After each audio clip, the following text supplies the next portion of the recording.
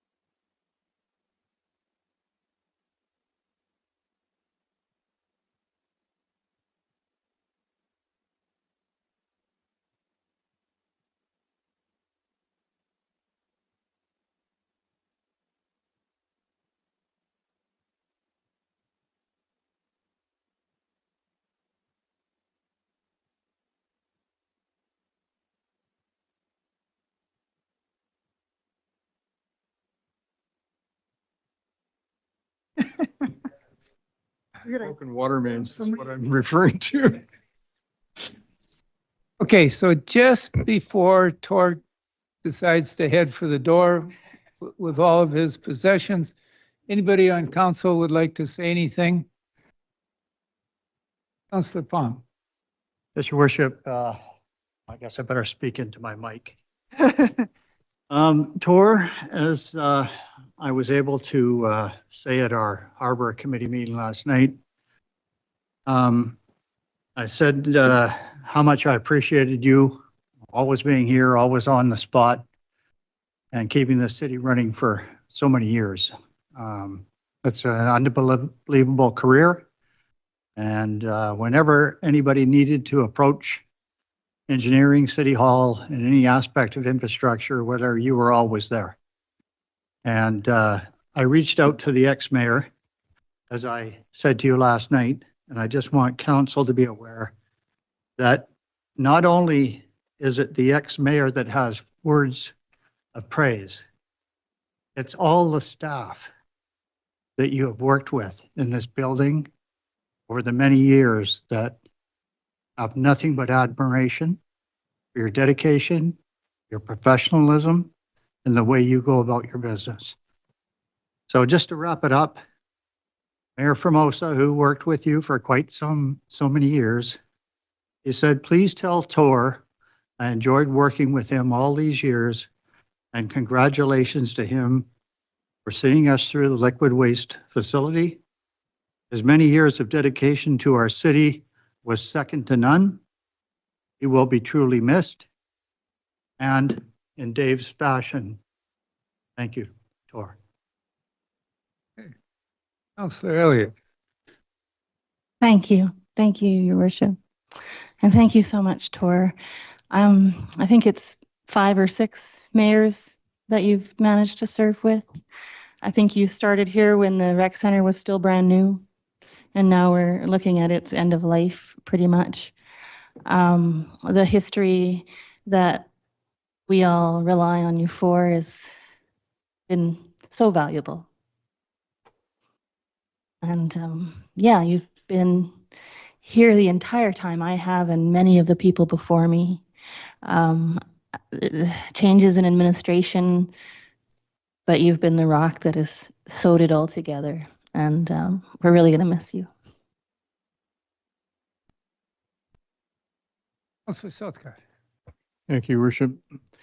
So I could just repeat what they said because it certainly is in my heart. But what I can add is that I don't think there's anybody that I've been associated with whom there's been as much water under the bridge, you might say. And when you're talking 5-inch broken water mains, that's a lot of water. Yeah, so, but long before I was on council and that stuff started happening, I just remember your huge service to this community. And you know, you were just always so amazing to work with right back, you know, and through committees and all sorts of stuff going on. So I feel grateful, but I tell you, I will never forget the water. Thank you again very much. Right, now we'll move to something more mundane but important. And so since our council got elected, we have had 2 of Canada's world-class municipal consultants come and talk to us about how to make meetings most efficient. And the 2 key points that they both emphasized is, number 1, after a presentation, council is afforded the opportunity to ask questions. And they emphasize it is to ask questions. This also goes with members of the audience at the end of the meeting. So ask the questions. There is no need for a preamble to tell people why you're not asking the question.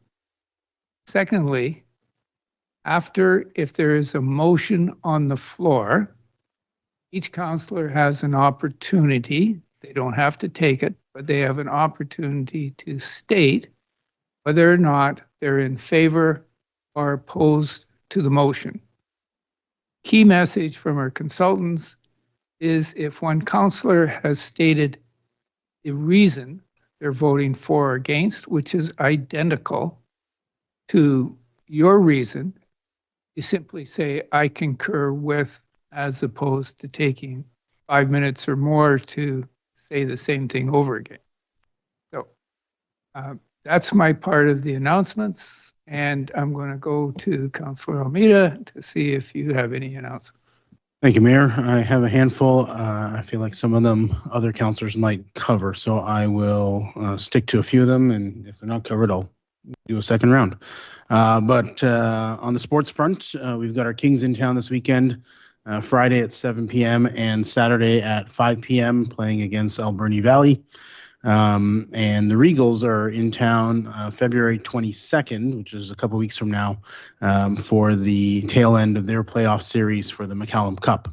And on the arts and culture side, next week we have the Beanstalk Theater Group doing a production of The Wizard of Oz, which is an all-youth performance. I've attended both of their musicals the last couple years, and they're fantastic. Show goes Thursday, Friday, Saturday, the 13th, 14th, and 15th at the Evergreen. Tickets are available at 32 Lakes, or you can get them at the door, I believe, as well. And this next event, this is actually for the end of February. I'll mention it again in a couple of weeks, but our Sunshine Coast Tourism is organizing a Sunshine Coast Flavor Festival. It actually starts at the end of February, but the locations are being posted on the Sunshine Coast Tourism website tomorrow. And there are about a quarter of the locations are here in Powell River, and the rest of them are down on the lower coast. So it'll be about a week and a half long event, an opportunity to experience some of the restaurants on our coast if you haven't done that before. I think there'll be some fixed price menus and stuff as well. So you can check it out at flavorfestival.ca. Thank you. Sir Isaacs. Thank you very much. A couple of specific events coming up. Next Tuesday on the 11th in the evening, there is a presentation or a talk with Guy Felicella, who was in our community last year, related to harm reduction and policy options for the opioid crisis and crisis of addiction that we have in our society. And so he was very well received the last time he was in this community. If you take a look at Lyft social media, you can find a link to register, and it's free. So it's next Tuesday, the 11th at 7 p.m. On Tuesday, we had representatives from Black History Month celebrations coming up on the 15th, so Saturday the 15th at Dwight Hall, from starting at 12 noon. If it's anything like it was last year, if you want to soak it all in, try to come as soon as you can rather than just popping in and out, because there's a series of events that happen throughout the day or throughout the afternoon, including food. So it was absolutely fantastic last year, and I expect the same this year.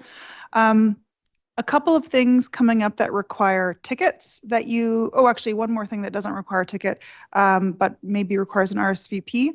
VIU is hosting an event called Moving Beyond Polarization, the Courage to Dialogue in Dangerously Divided Times. That's happening February 20th at VIU from 6 to 8 p.m. Unfortunately, it overlaps with council, and so we might, individual members might be able to pop in for the first 45 minutes, but we'll have to be here after that. And then the events that are happening that require tickets, it's next month, but the Qatar International Film Festival is coming up, got a great slate. Once again, I will be hawking raffle tickets, so watch out. I enjoy it, and I'm a good seller there. That starts on March 7th and goes for the 10 days after that. The opening night film is the one that was filmed here. It's featuring Sandra Oh. What's it called? I forgot it. Oh, Can I Get a Witness? Thank you. And it's also showing on the last Sunday matinee if people miss it the first time. Anyways, it's a fantastic lineup. Get your tickets early, get your passes early, and there are options for getting for booking specific seats in the theater this year. And then also coming up, there are tickets required for February 22nd. There is a dance at Dwight Hall being put on by Cut That Pride. The theme is Out in the Wild, and invite people to dress up as wild animals or whatever that wild means to you, and that should be a fun night as well. Thank you very much. Councillor Southcott. Thank you, Your Worship. So for those few people who won't be going to the Regals game on the 22nd, there's also the Banff Mountain Film Festival. I don't know if Councillor Palm had that on his list, as he has had for many, many years, but that's on the 21st and 22nd. And I just wanted to mention one other thing. Somebody sent me a link to something called a Pledge for Canada, which I was actually first thinking of bringing to council to see if we wanted to sign the whole thing as a mayor and council, but I think I'll just leave it up to each of us individually. This has been distributed. There's already been over 50,000 signatures, including some pretty prominent Canadians. It speaks to sort of nationalistic pride and resiliency, sovereign rights of Canadians for political, economic, and social, cultural destiny. You can probably imagine why this was written. But for me personally, I look for things that bring us together, and I've really welcomed this sense of pride that is swollen again in Canadian hearts, many of ours. So I certainly signed this, and I would welcome anybody else to. So it's called the Pledge for Canada, and you can either go to my Facebook page where there's a link or search it. I'm sure it'll come up real quick. Thank you. Not tonight, sir. So Elliot. Thank you, Your Worship. So the Powell River Curling Club is having their annual mixed bonspiel starting this weekend from the February 7th through 9th. So that's open for spectators to come and watch if you're not already signed up to be a curler. Just lots of fun, and we really have a good time over there. Just so people are aware and remember, Family Day is Monday, February 17th. Kids won't be in schools, so they'll be out and about. The Area 15 Sport Fishing Advisory meeting is on February 12th in the community meeting room at the Quality Foods.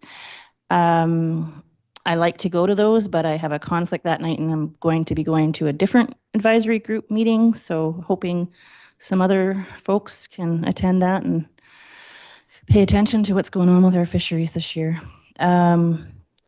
Another reminder for the Festival of Performing Arts on February 28th at 6:45. Entrance is by donation, and it's I've enjoyed that one in the past, and we'll probably go again this year.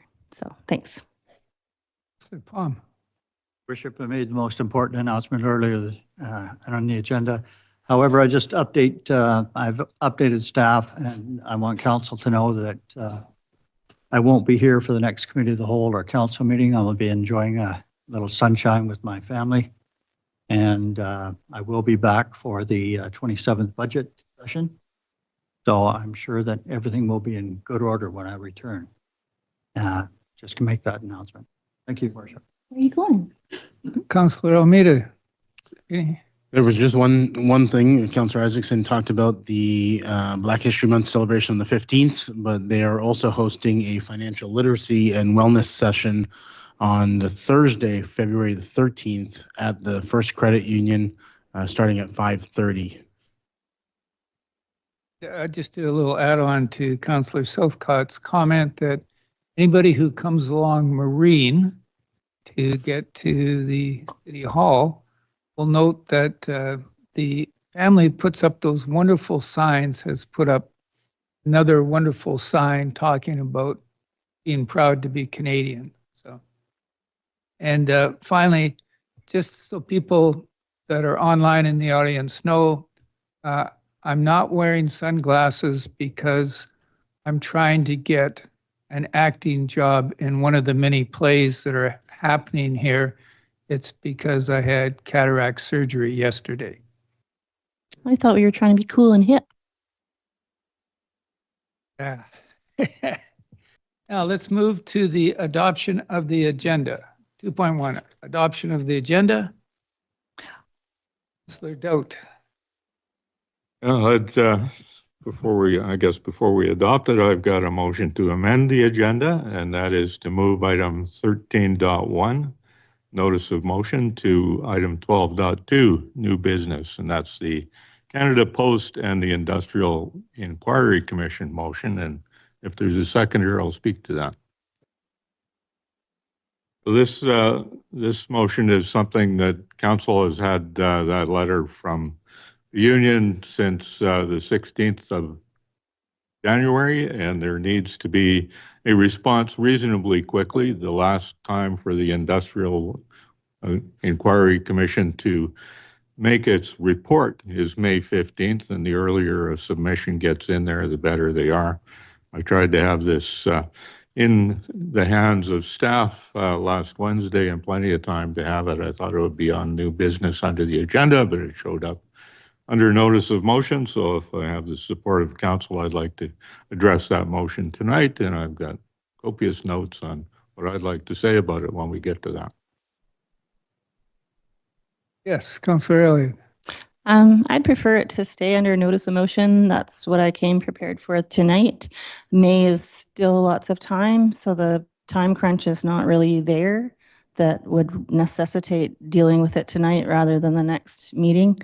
And so as many others do, I read the agenda and prepare for those things that I know that I'm going to have to speak to that evening. And a notice of motion is not typically something we need to speak to on a notice of motion. And so I prefer it to be where it is in notice of motion and that we have it come up on the next agenda to speak to. Councillor Palm. Worship, I concur with Councillor Elliott. Being this as a notice of motion for tonight, I haven't done any due diligence in this. Councillor Southcott. Thank you, Mayor. I did understand that time was of the essence as far as this request for a letter from us, and I wonder if Councillor Doubt might have any more information with regard to that specific question. I'll just, through the chair, simply realizing that this is an industrial inquiry commission for the entire country of Canada, and they're looking for input from citizens. There's a very short time to do that, and the sooner we get it in there, the more likely it is to be considered. Like all government organizations, they will have an information gathering portion of their event, and then they will have a reporting, and it takes time to write a report. I would be expecting they would begin writing their report well before the May 15th deadline, and the sooner we could have it in, the better. I think it's a pretty straightforward resolution, and I'd rather debate it tonight. Further discussion? Councillor Isaacson. I could look it up. Sorry, I was just going to look to see when the next council meeting was for my own reference. 2 weeks, Cap. Yeah, 2 weeks. Great. I see no further discussion. All in favor? Opposed? The motion is defeated. Move to adopt the agenda as shown in the package. Councillor Palm, any further discussion? All in favor? Passed unanimously. Now move to the adoption of minutes.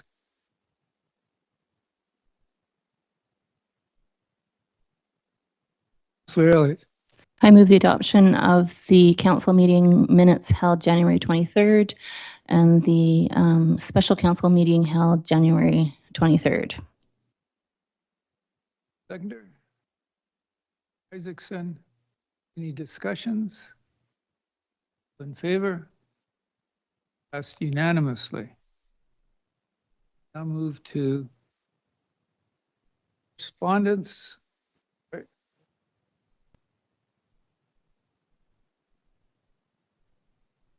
Proclamation. So I'm going to read a proclamation of Heritage Week.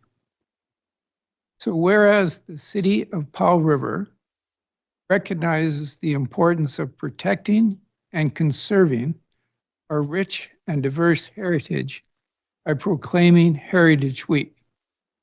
Whereas the theme for Heritage Week 2025 is Past Times in Past Times.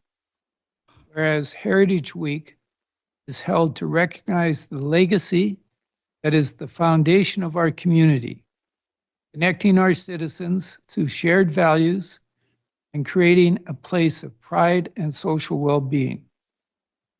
Whereas heritage creates and encourages economic activity, job creation, and tourism.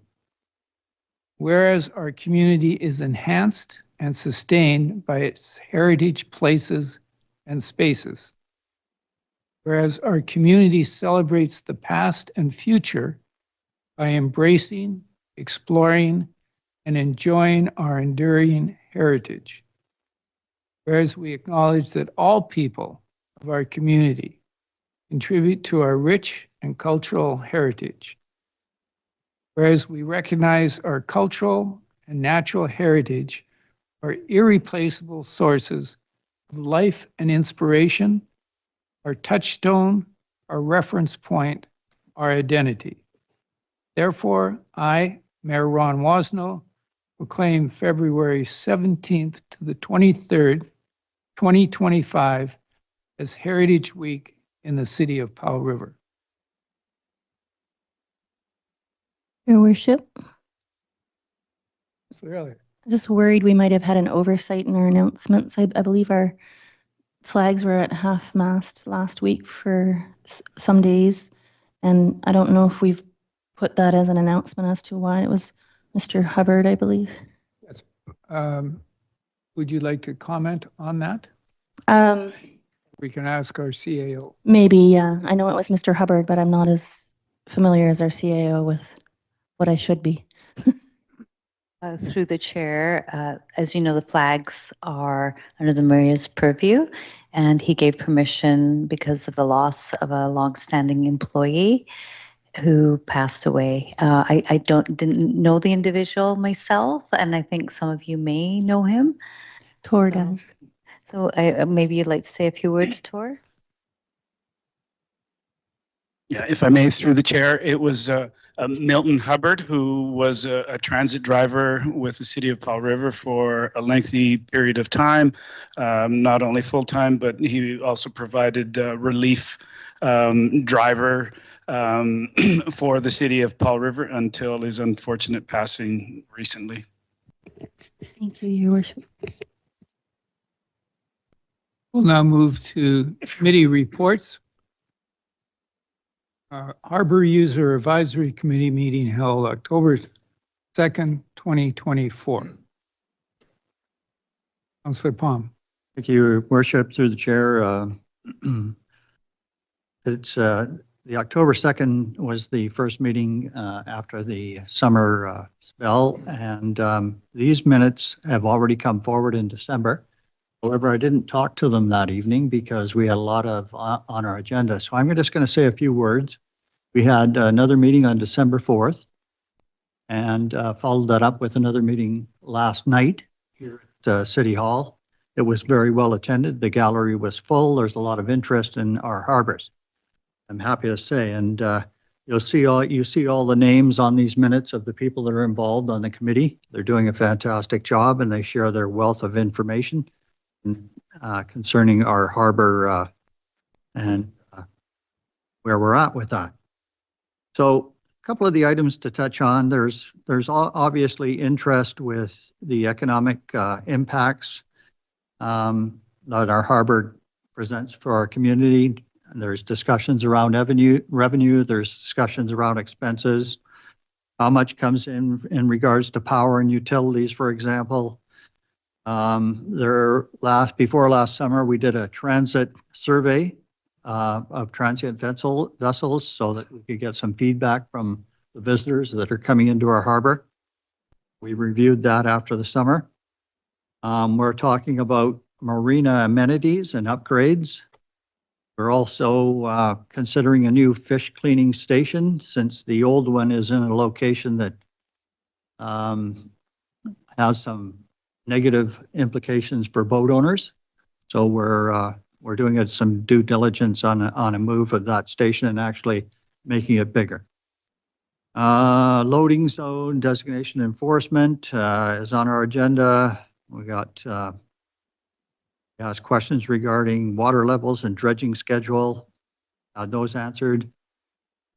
Waste pump out station, you'll see on our agenda tonight. There's a motion that has come forward. And transient moorage revenue, yes, implications breakdown. A whole host of other things such as our shower use, fire plan that our fire department put together a learning and building exercise in that regard. And I want to thank our chief for implementing that to make our harbor safer. And we also have had an upgrade in regards to our crane, not only training, but mechanical upgrade to that crane and its use. So So having said that, it is going to be difficult to carry on without the wealth of one individual's knowledge in here right now by the name of Tor Bertig, because he's been great on that committee all along. So having said that, Your Worship, that's an update, and the minutes from last night that were adopted for December 4th will be coming forward at our next meeting, I would suppose. Thank you. Thank you. The next item is the Committee of the Whole, and I believe Councillor Isaacson, you chaired that. No. It was Councillor Elliott. He's looking my way. He just got the wrong name. My name's Councillor Elliott, sir. But yes, thank you so much, Your Worship. We had we managed to get done in short order that evening. We discussed inviting the minister to the housing speed networking event, and unfortunately he did send some staff but didn't come himself. We talked about the property assessment analysis and made a motion to provide an option for potentially increasing the property tax stabilization reserve fund as part of our draft 2 discussion on February 27th or whatever we're having. We had some community engagement reports, and there was a notice of motion to do dissolution of the select committee, which we then discussed at the next council meeting, and we went into question period. Thank you. We'll now move to committee recommendations. 7.1 is bylaw offense adjudication system. Through the chair, on January 21st, Council, I have Chief Drakely with me who can speak to this as well. You supported staff proceeding with a bylaw offense notification or adjudication system that would streamline how fines and so forth are processed. We need a few more steps from you that we've been advised by the ministry. And so the recommendation you have before you is what they need to proceed with the direction you gave us. So the recommendation there is for staff to authorize staff to request that the tribunal agency of the Ministry of Attorney General basically add the City of Powell River to their regulation, and also that you direct us to come back to you with the bylaw. So that's essentially a few steps that we had some clarity on. So it would help us if you could do that tonight. Thank you. Councillor Elliott. I would make the motion. Do you need it read out? Yes, please. Okay. I move that council authorize staff to request the Tribunal and Agency Support Division of Ministry of Attorney General to add the City of Powell River to the bylaw notice enforcement regulation, and that council directs staff to bring forward a bylaw notice enforcement bylaw pursuant to the Local Government Act for consideration. Councillor Selcott, any discussion? Being none, all in favor? Passed unanimously. Thank you. We'll now move to the Arbor Pump. Your Worship, I'll read the recommendation that council directs staff to create a policy regarding the pump out station. Bidding 40 linear feet at the end of dock 11 is reserved for the pump out station and ensuring it to be used and marketed at its fullest extent. Seconded by Councillor Selcott. Any discussion? Discussion? I have questions. Councillor Isaacson. So, normally when we're looking at whether or not to direct staff for something, we try to have some sort of staff report so that council has an understanding of what they're asking for.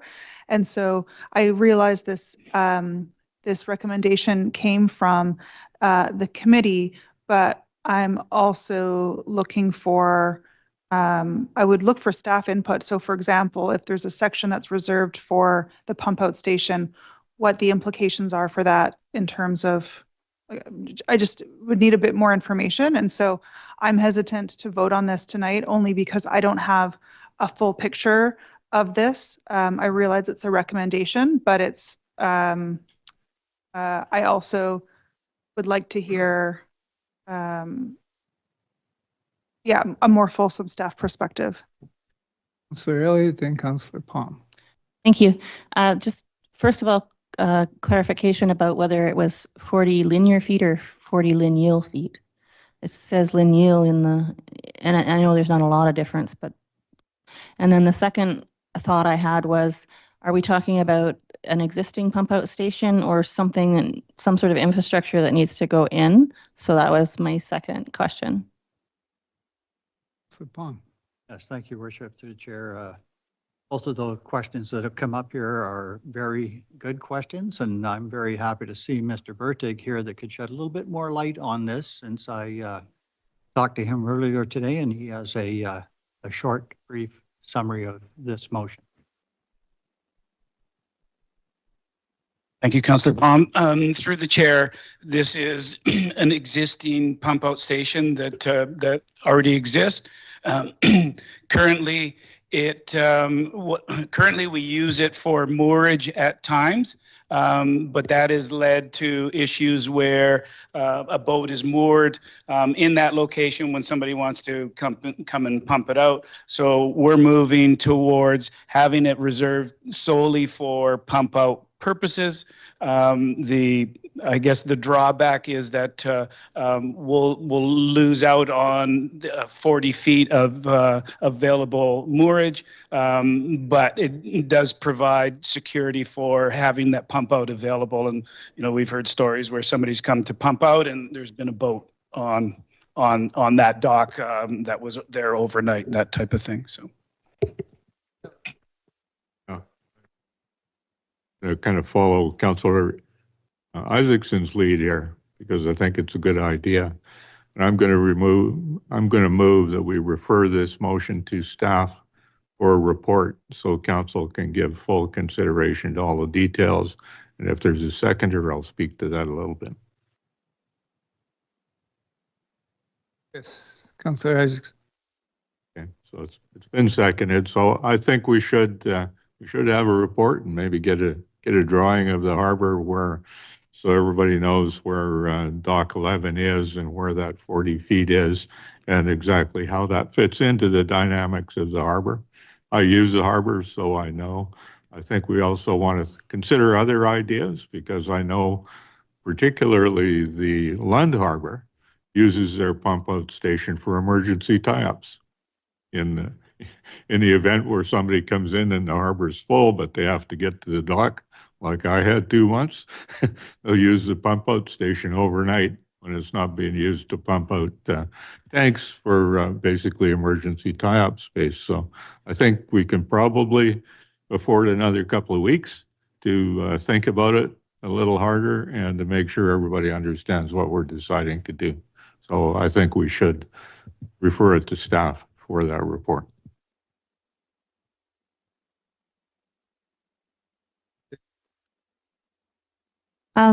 I could go either way. I'm okay with referring it to staff because they would be bringing back sort of draft options or a report. And I'm also okay with approving it the way it is because it's talking about creating a policy which would come back with a draft with options. It's essentially the same activity. So either way is fine for me. And some of those policy options could discuss a hybrid of transient boats using it and all pump out station use should be scheduled. Pump out, you should have to schedule that for the most part, because I'm not sure you want your pump out station being used when you don't have somebody there to oversee it. I mean, I'm sure it would go fine. I mean, I could do it, but it also leaves you open for some environmental hazards that could happen depending on how experienced the people are using it. But anyway, I think those policy draft ideas would come back in draft form prior to being approved either way. So this motion or the other one is fine with me. Thank you, Mayor Wosno. Yeah, I agree with this motion, and I would also would be referring the subsequent two motions as well, because I need more information to be able to make a fully informed decision. I appreciate that some people know the harbor really, really well. I appreciate that Councillor Palm chairs this committee, and so there's some people in here that have a lot of knowledge that I don't have, and it's important for me in order to make a decision to have access to full information. And so that's why I would support this referral. Councillor Southcott. Thank you, Mayor. I don't support this motion. I am a boater. I'm really familiar with the pump out. I advocated for it being installed originally. I have used it more than once. I have dragged the exhaust pipe over top of another boat and the hose to rinse. I've never seen any hazardous waste problem. They're very simple to operate, and anybody who has a pump out learns on the first time they use it. The staff has been really helpful to me in making the slip or the space available. I am totally in support of this. I think it is really simple, and I think we're making this too complicated. It's a very simple question of, do we want this pump out to be used 24/7? The word marketed in this recommendation should be promoted. There are only 2 pump outs on this end of the coast, London here. It's really environmentally advised. So it's a very simple yes or no question. Do we want this chunk of dock space to be reserved specifically, or do we want it to be used as it has been after 4 o'clock in the afternoon to tie people up? Now, in an emergency, I'm absolutely sure that somebody would be able to tie up there. And, that just makes sense. So I don't support delaying this because I just see it as a very simple question. I support what Councillor Southcott said, because I don't see any need, especially given the fact that we have Mr. Burchak here with us today, and he provided a very succinct reason that we should vote in favor of the initial motion. So yes, Councillor. Yeah, just to follow up the comments that have been made, I appreciate everybody's concern and well-being for our harbor. I can assure you that, as Councillor Southcott has just alluded, he's very familiar with the harbor, and everybody on my committee is very familiar with the harbor. They wouldn't be making this recommendation if they didn't think it was an excellent idea. And I asked Mr. Burchak earlier today whether our wharfinger was aware, and she concurred with this recommendation. So what you're doing is creating a lot of work for staff that I don't think is necessary, and should move this forward. Councillor Isaacson. Thank you, Chair. And I actually don't know whether this comment would relate to the deferral or to the main motion, but my other question is, this seems like such an operational decision. I can't imagine creating council policy for something like this for operations of another piece of capital infrastructure that we have. And so I even question it coming to council at all. Okay, we have, I'll ask our CEO. So we have a deferral motion and we have the original motion. Do we vote on the deferral motion first? You do, yes. Through the chair, if I ask Mr. Fleming to help respond to that. Thank you.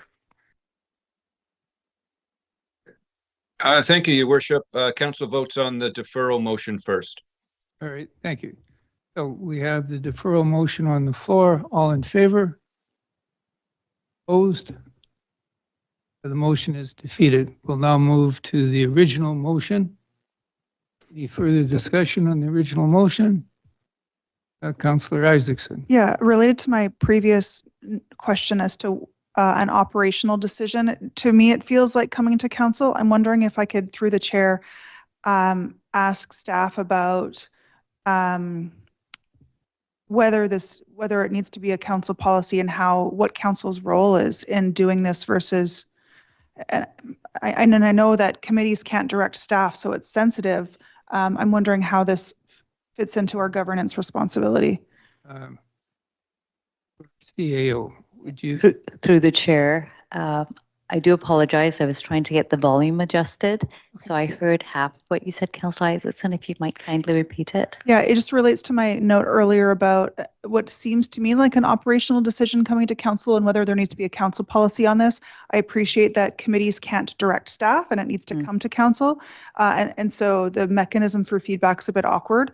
And so I'm wondering, you know, what avenues there are for this. I don't want a bunch of capital infrastructure policies which would basically direct operations coming to council. To the motion on the floor. Yeah, that was the question. That's a question related to the motion. So related to that, I agree. I do believe this is operational, and I think this is where we have some opportunity for clarity through what needs to be a staff policy versus a council policy. This one has fairly minor implications, but major for the operations of the harbour. Mr. Fleming, I hate to put you on the spot, but you have a little bit more experience than me in these matters. If it would be helpful to hear from him briefly, but you do have a motion on the floor, but that's my perspective.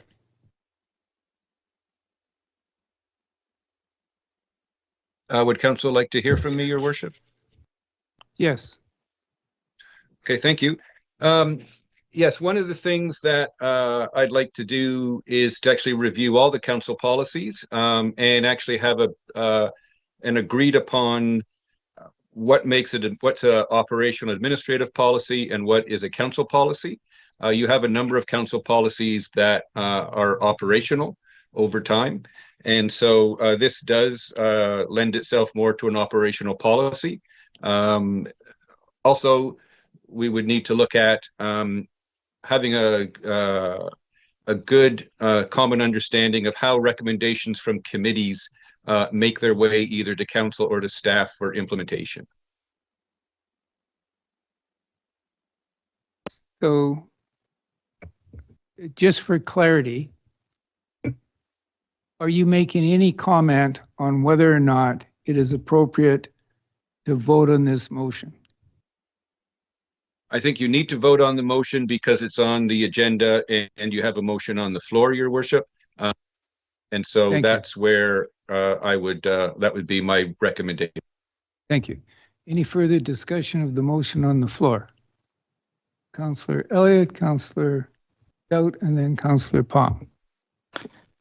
So it's a question through Your Worship to Mr. Fleming. If procedurally we think as a council that perhaps this is more of a staff policy issue, would the appropriate thing be to defeat the motion and put forward a different motion to ask staff to consider the committee recommendation and respond to it? Or procedurally? Yes, that would, yes. Okay, so that would put that back to the staff to decide appropriately, and council could direct staff to consider the recommendations from the committee.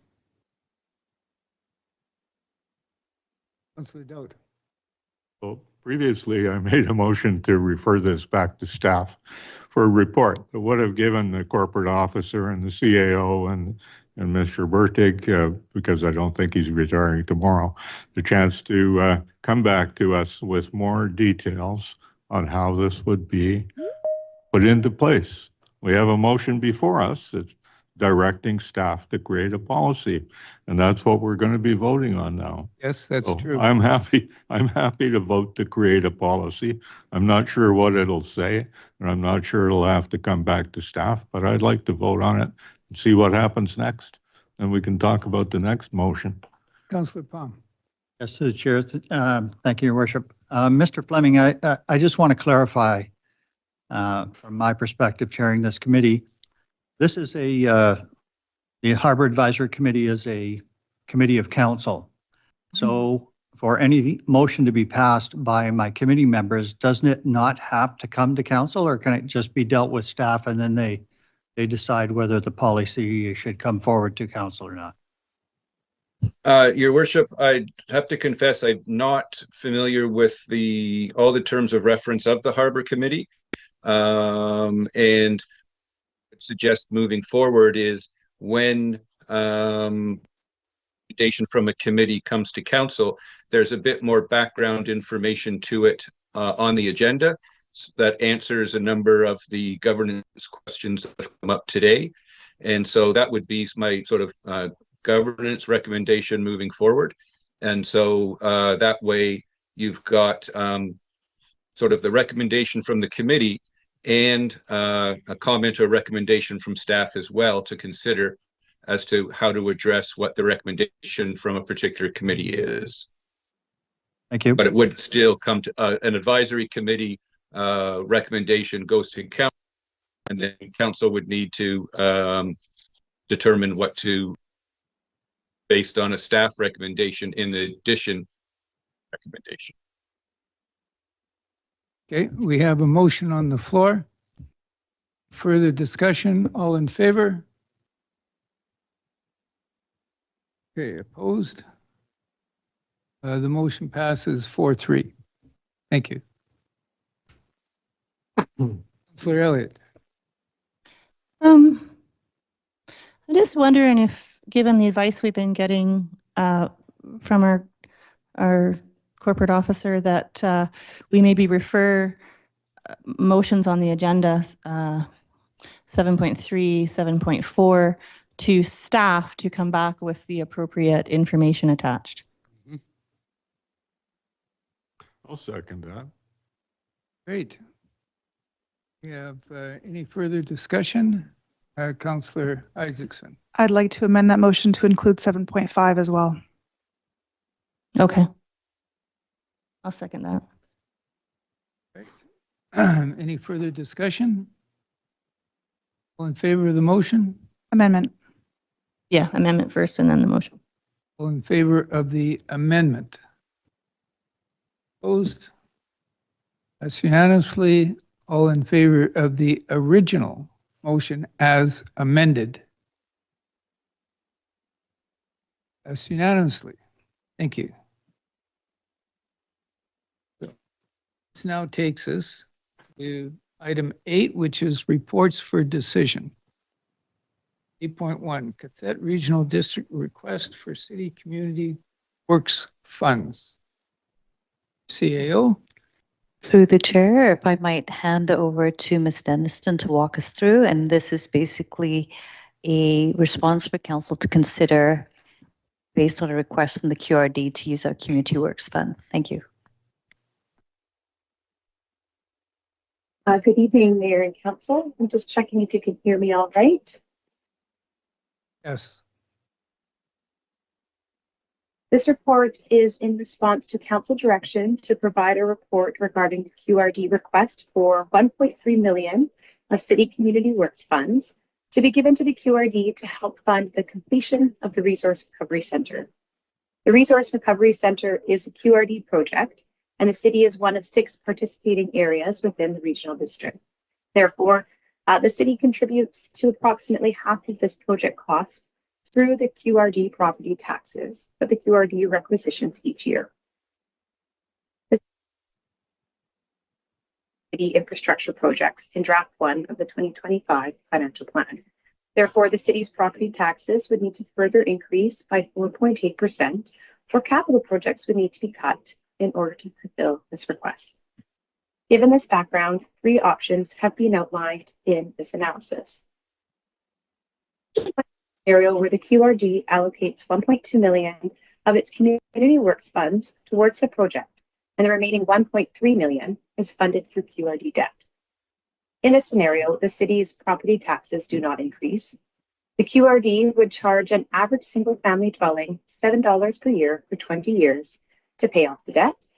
And this is a total of $138 over 20 years for an average single-family dwelling. This option is the recommendation since it aligns with council direction to decrease the 2025 property tax increase. The scenario where the QRD funds the remaining $2.5 million of Resource Recovery Center costs fully through debt. In this scenario, the city property taxes again do not increase. The QRD would charge an average single-family dwelling $13 per year for 20 years to pay off the debt. And this is a total of $266 over 20 years for an average single-family dwelling. Finally, option 3 is a scenario where the QRD funds the remaining 2.5 million of Resource Recovery Center costs, with 1.2 million of QRD Community Works Fund and 1.3 million of City Community Works Fund. This scenario aligns with the QRD request attached as Appendix A to the report. Scenario, the city's property taxes would increase by 4.8% to a total of 16.2%. This is because the city has committed its community works funds in draft 1 of the 2025 5-year financial plan to various capital projects, including the pavement management program, the mid-level connector, and the recreation complex upgrades. These projects are fully funded by city residents, but they do benefit the region at large who use this infrastructure. Option would not increase the property taxes from the QRD, but it would increase the property taxes from the city by 4.8%, resulting in a 2025 cost of $139 for an average single-family dwelling. Now that I've summarized the options, I'll thank you for your time and take any questions. Haley. Thank you, Your Worship. Thank you, CFO Denniston. The number 1.298535 was calculated by the CFO at the Cathet Regional District to be the City of Powell River allocation. Should they be funding it fully out of borrowing? And so the proposal from the Cathet Regional District through their letter was to have those numbers equal the allocation of debt should we do it through borrowing. So my question is, because the numbers are different, do you think we've miscalculated, or we used a different valuation of lands, or what do you think that's about? Chair, I think what you're referring to is just CFO from QRD would have used 2024 valuation assessment roll, and then when I was able to calculate the numbers, I used the 2025 completed roll. Okay, thank you so much. Then my my question or my comment through the chair around the report suggesting that option 1 is actually a feasible option is just to let council know that that is not a feasible option. The community works funds that go to the Cathet Regional District are fully based on the populations of the areas and not the city, and any community works funds that are based on the area that is our city come directly to the city, which is why the proposal was put forward.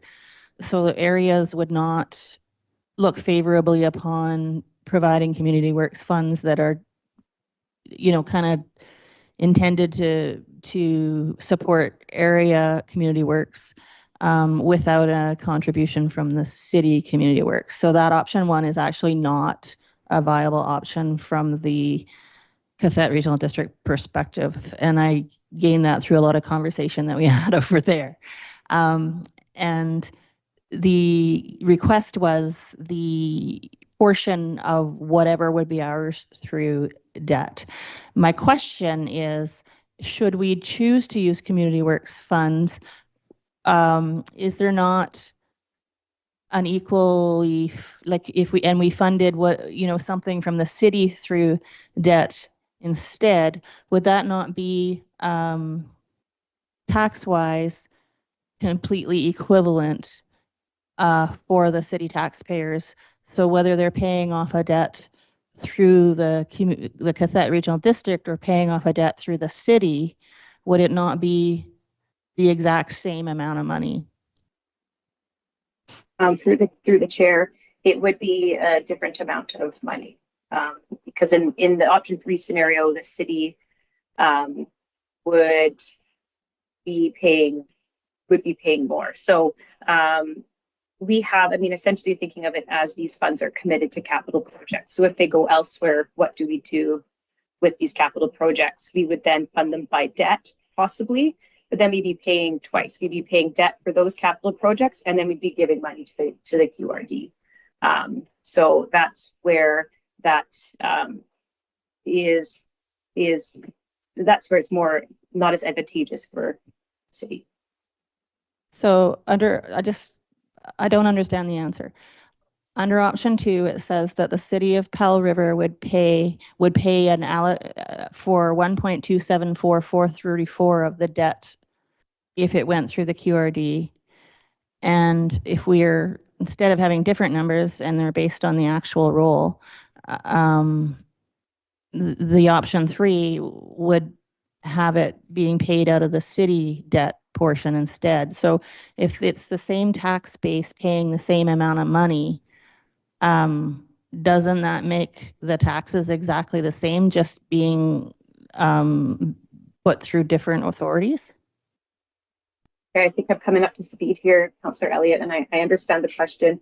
It might not be as much of a question of, the first question is that possible? And the city can't access debt.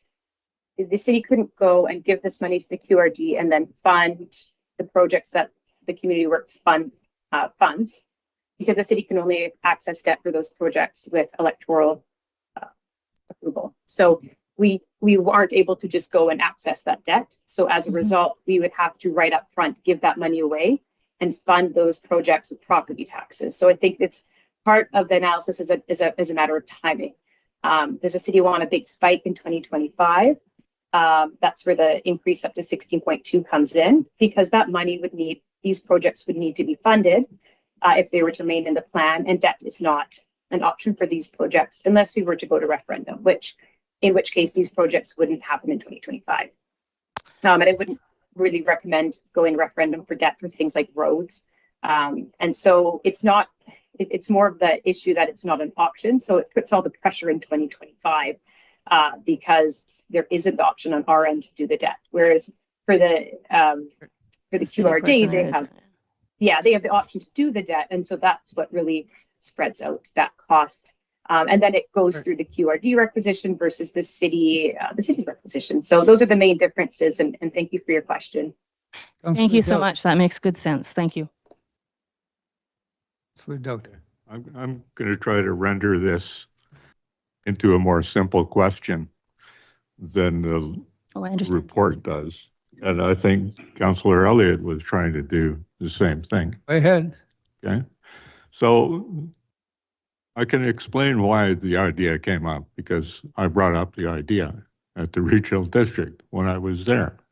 I was looking at a tax increase to cover $2.5 million to pay for debt for the Resource Recovery Center.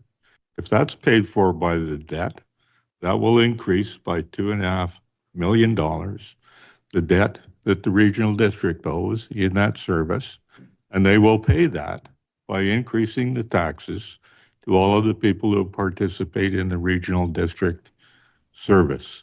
Okay, and that would include homeowners in Powell River who would get a regional district tax bonus. The alternative to that increase that would go to all of the users of that service in the regional district, the alternative would be to use Community Works Fund dollars. The representatives of the electoral areas that participate in the service didn't want to use that money because they knew that if they spent that Community Works Fund money, they wouldn't be able to spend it on other projects. So the proposal was that they would spend a proportion of their Community Works funds, and the city could consider spending a portion of their Community Works funds. And anybody who's thinking about it will realize that if you spend the Community Works funds on one thing, they won't be there to spend on the other. Then you have another choice that follows after that. Are you going to increase taxes and find new ways to fund those things that you don't otherwise have funding for? Or will you maybe decide not to do them? So the question is really, do you want taxpayers to pay for this on their homeowner taxes, or do you want to use reserves? And, you know, I think the recommendation as a report is that we use the taxpayers' money, the regional district use the taxpayers' money to pay for it, and that the Community Works funds be used for other projects. Councillor Southcott. Thank you, Your Worship. I've thought about this quite a while, seeing as I sit at the regional board table now. And I did want to respect their desires. But the real question that I'm boiling this down to for myself, and I'm not sure that this is a valid question, wouldn't it be fair to say that the advantage of doing it the way it's our resolution on our agenda tonight suggests is that the debt would be handled by the regional district through the normal ways of they would borrow money and then it would be paid off over time by both the city and the RD, more or less half and half. But the advantage to us is that it stretches the debt out and it isn't on our books.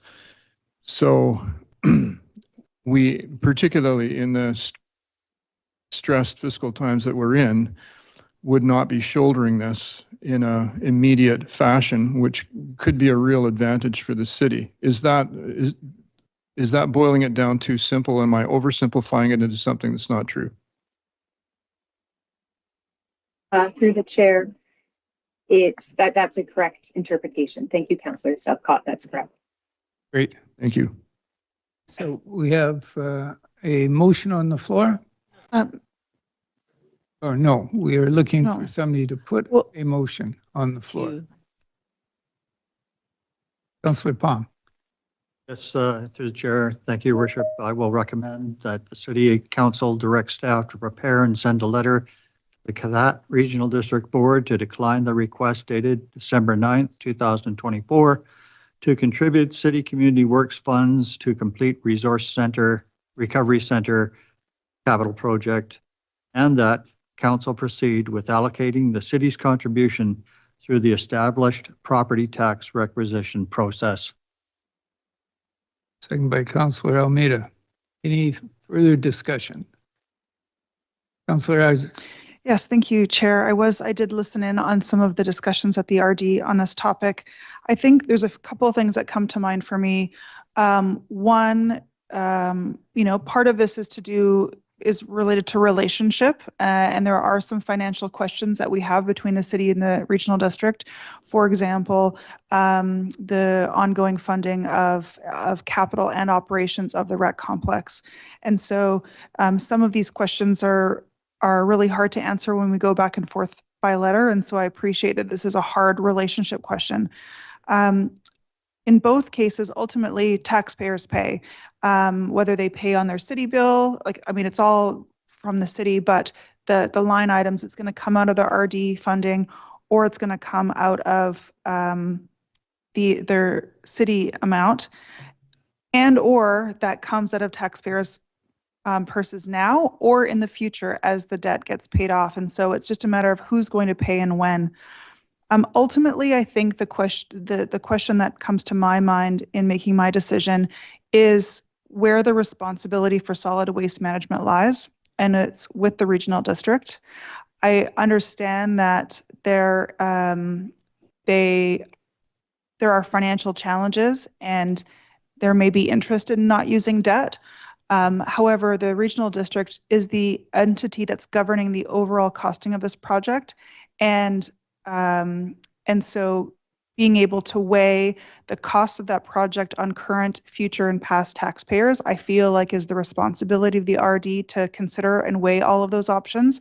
In doing so, they've come to us with a request, but I do support this motion because I do feel like the financial management of this project should be within the realm of the governance of the regional district. Thank you. Any further, Councillor Palm? Just through the chair to clarify, first of all, when we talk about waste management and we include conversation in regard to the rec complex, those are two separate line items in the budget. They should not be equated together. They're totally their own entities and should be dealt with separately. And also, I am looking for any way we can possibly reduce cost of the overall cost of the new resource center. And I'm supporting the staff's recommendation here, Your Worship. Thank you. Thank you. Any further discussion before I call the motion? All in favor of the motion? Opposed? Passed 6-1. Now,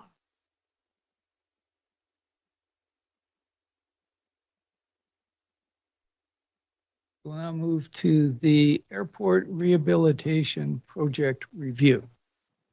Through the chair, I'm going to use a pun.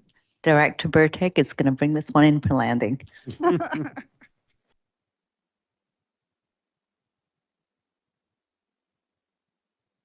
Thank you, Your Worship, members of council.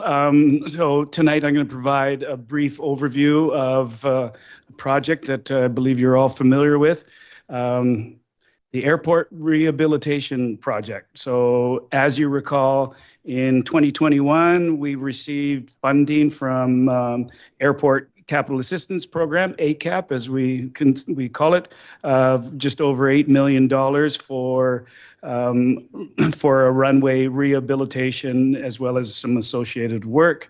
As well, we had funding from the Community Economic Recovery Infrastructure Program, SERAP, of an additional $1 million. And that was, at that time, it was enlisted for landfill closure and hopefully the extension of the runway over that landfill.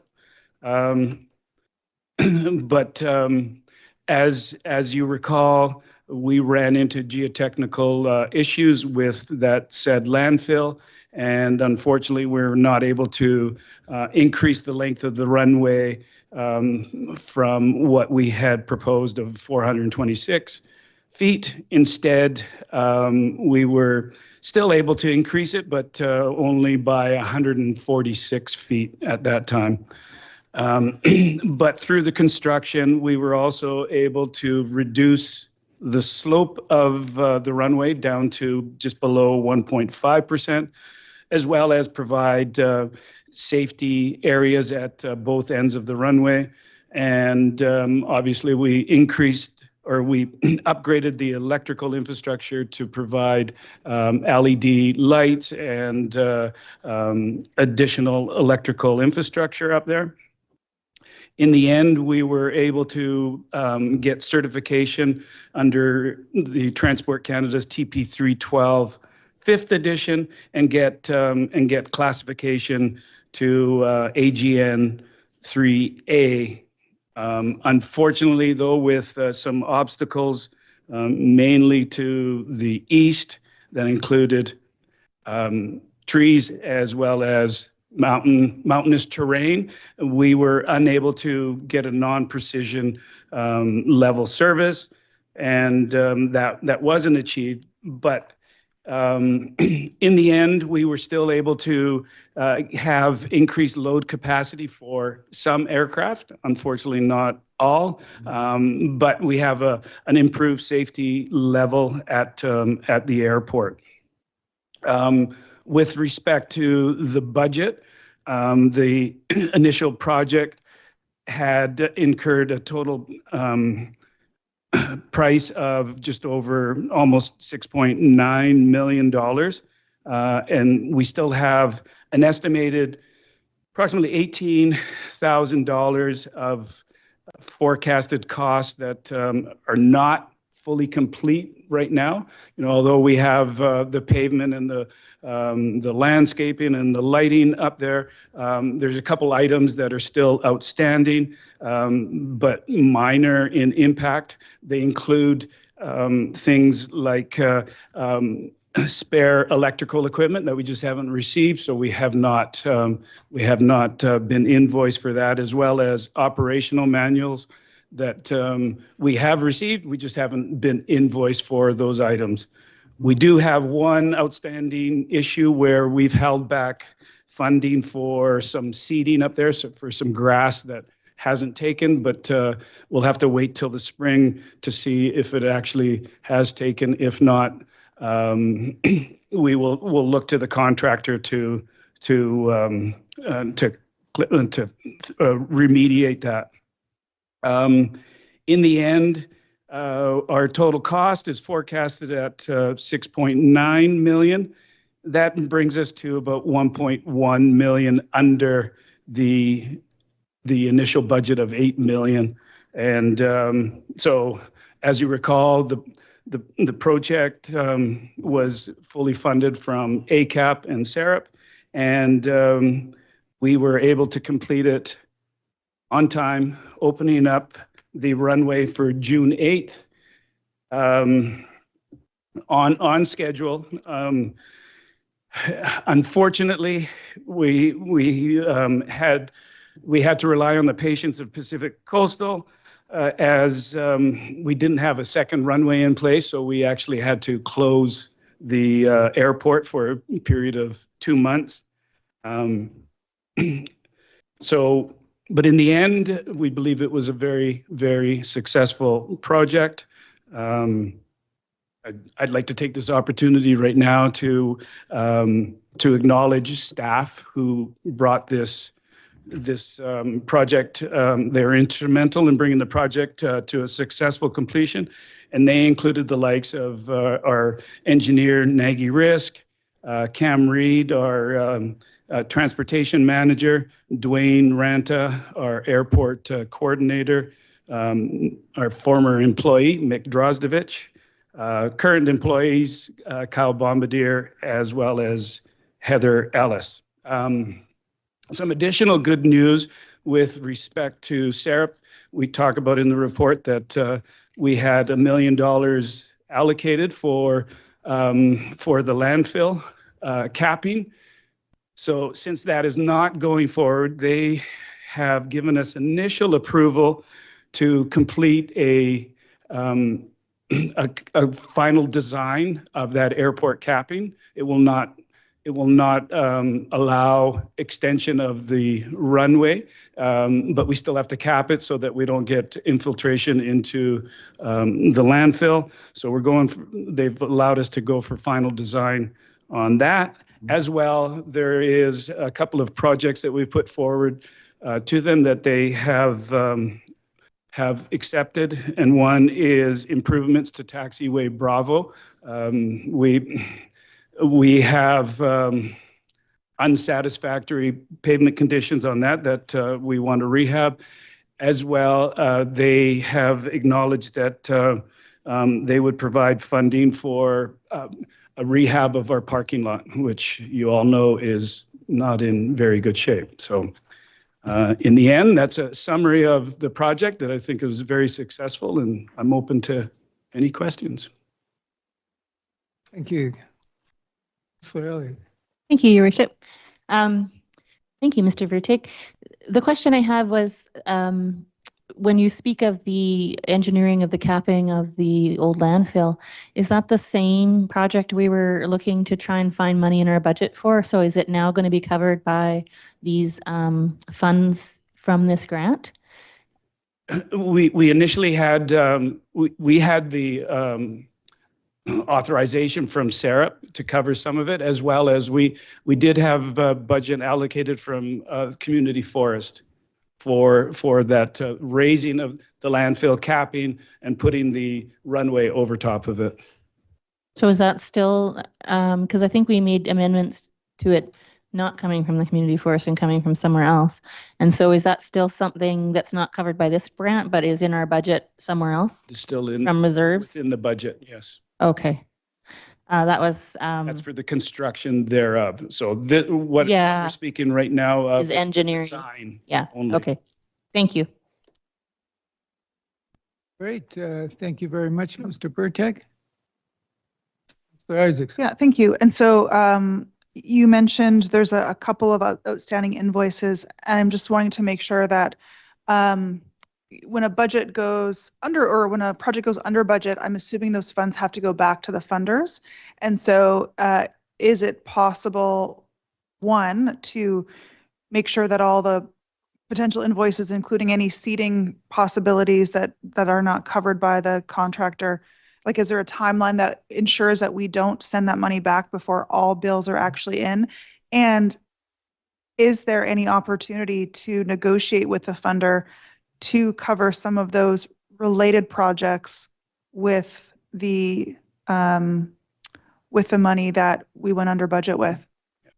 Through the chair, so there's two directions that this funding has taken. ACAP has set aside the $8 million, and then as we provide invoices, they pay us back. Okay. With the SAREP funding, they have provided us with $1 million and give us permission to draw from our accounts to pay for some of the projects.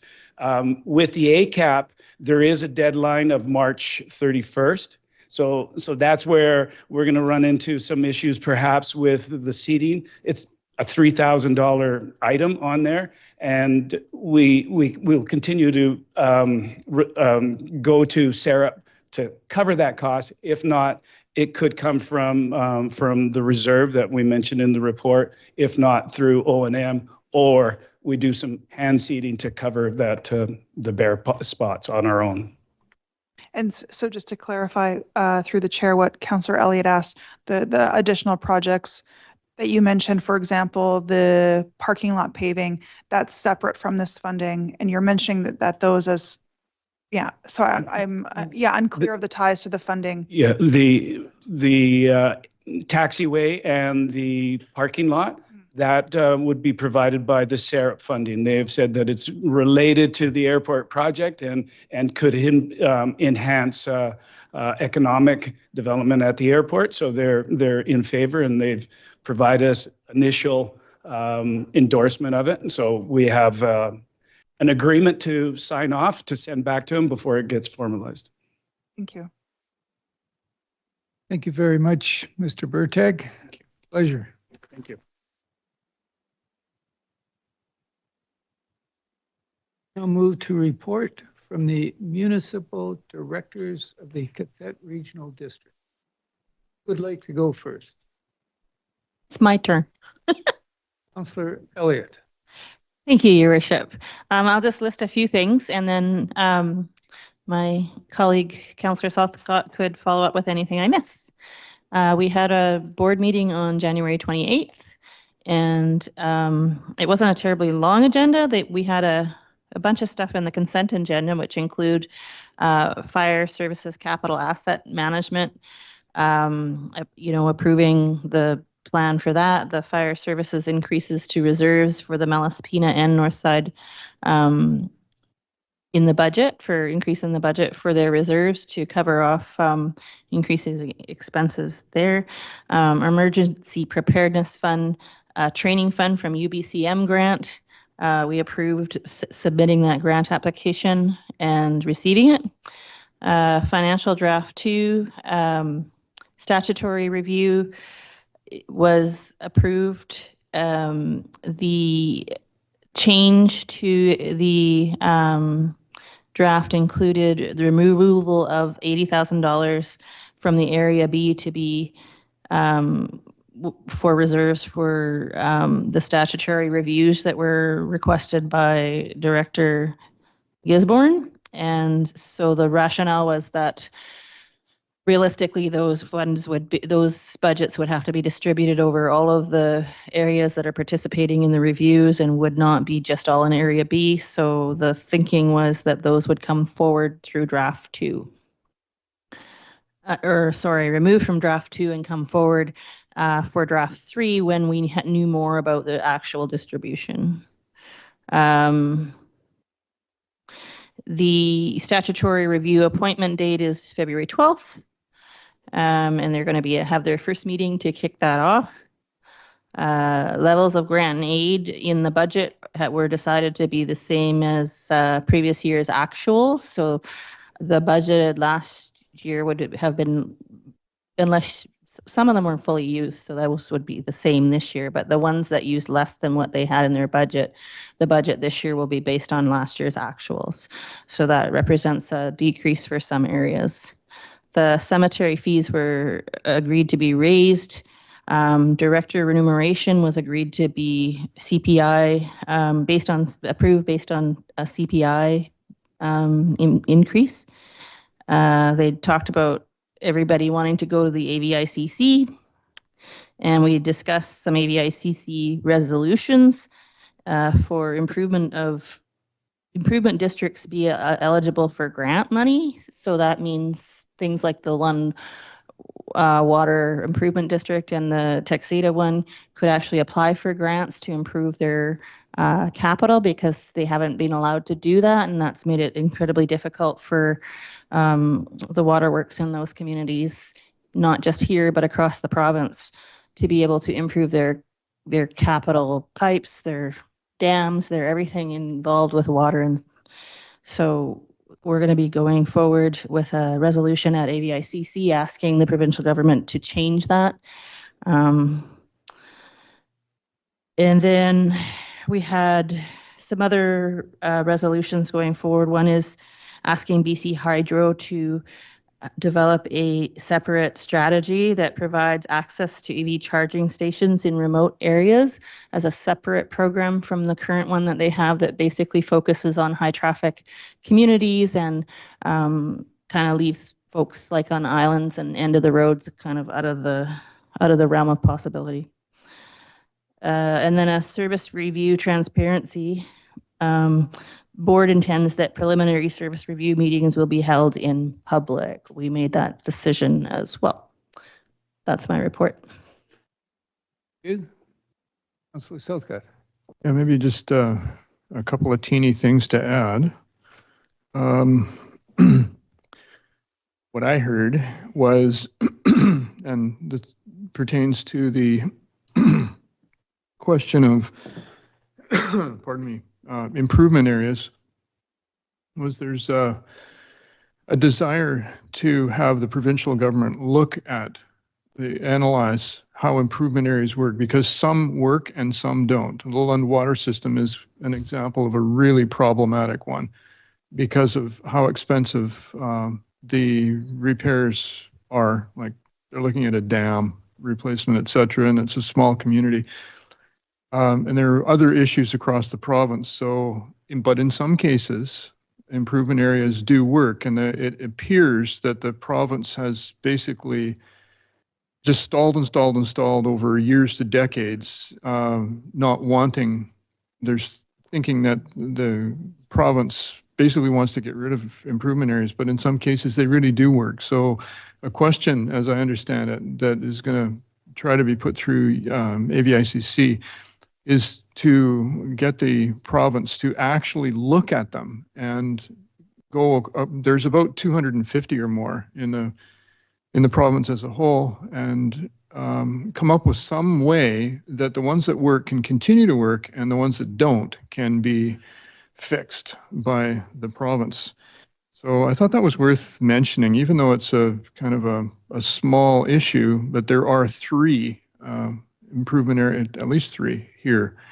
They're water, basically provision for water and fire services, 2 fire services on Texada in our area here. So it does concern our regional area, and that's pretty much the only thing. There's one other thing, and that is that I wanted to mention. That is probably worth keeping an eye on the statutory service reviews going on down there, the sub-regional recreation contribution, service establishment bylaw service review definitely pertains to our concerns here. And it'll be interesting to see what comes out of their discussions at the regional board. That question. Thank you. Councillor Southcott. We'll now move to bylaws. 10.1. Proposed bylaw 2772 or 3. Yes. Yeah, I move that City of Pell River Fee Bylaw 2092/2005, Amendment Bylaw 2773/2024 be adopted. Councillor Southcott. I'll just speak to it briefly. The main aspect of this is related to the inclusion of the ability to pay property taxes, utilities, or a refundable deposit by credit card. It's already possible for smaller items, but this allows for a credit card processing fee to be added to that final transaction amount only for those large items mentioned in the bylaw. And this will provide a new avenue for people to be able to pay property taxes. Thank you. Any further discussion? All in favor of the motion? Motion passes unanimously. We'll now move to item 10.2, proposed bylaw 2772, councillor remuneration. And I'm going to start. I discussed this with our acting CO and our CAO. And I'm going to move that the third reading of this bylaw be rescinded. And if there is a seconder, I will explain why. By Councillor Palm. The rationale is very simple. There is huge opposition to this from all of the ratepayers, from numerous texts, emails, and conversations I've had with citizens. And against a backdrop of financial uncertainty, to introduce something like this, which will take time, it simply makes no sense. And when something makes no sense, the obvious suggestion is somebody has a conflict of interest, and conflict of interest discussions in our community is not good. So I'm proposing that it be rescinded. Councillor Palm. Yes, Your Worship, thank you, through Chair. I agree with your suggestion here, because the way we used to do business a while back was all the financial items were discussed once a month at a budgetary session of council. And that's where they all landed. And it was easy to deal with. These are coming at us holus bolus. And I would much rather see this be part of our budget discussion rather than just coming as a single item to a council meeting. Thank you, Your Worship. Councillor Doubt and then Councillor Isaacson. Oh, I'm opposed to rescinding third reading of this bylaw. Got in front of me actually an amendment to the bylaw that I'd like to make. I've been paying attention to all of the various opinions that people have. Some of them are valid opinions, and some of them actually have no understanding at all of what this bylaw says and what it's about. I read them carefully and I think about them. That's one of the reasons that I have an amendment to the bylaw to propose tonight if we get to them. But I don't think this takes an inordinate amount of time. It doesn't have to anyway. We've spent quite a few meetings already going over the idea of the remuneration bylaw and the things we think should be included. One of the things it does, this keeps getting lost in the debate. One of the things that does is it freezes the wages of councillors for 2024, 2025, and 2026. And that's a cost saving to the city. I don't see any emails pointing out the fact that people are unhappy about that cost saving. I think people believe exactly the opposite of that. And I would like to go ahead and debate and pass this motion, because I think we've already spent more time on it than it necessarily needed, and we can go ahead. It won't be costing an arm and a leg to the city taxpayers, and most of the changes happen in 2027. Councillor Isaacson. Thank you, Chair. Likewise, not interested in rescinding this motion. To clarify, this is not coming to us out of the blue. We've had discussion and debate and deliberation about items in this policy over multiple meetings. And so there's always opportunities for amendments before adoption, and there may be input from Mr. Fleming as to the order of things in order to be able to do that.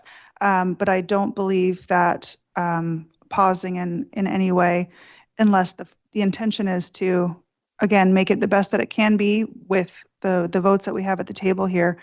I have participated in these discussions all along and have shared my opinions and amendments to make and my votes to align it with what I hope for the future, and want to continue with that. Thank you.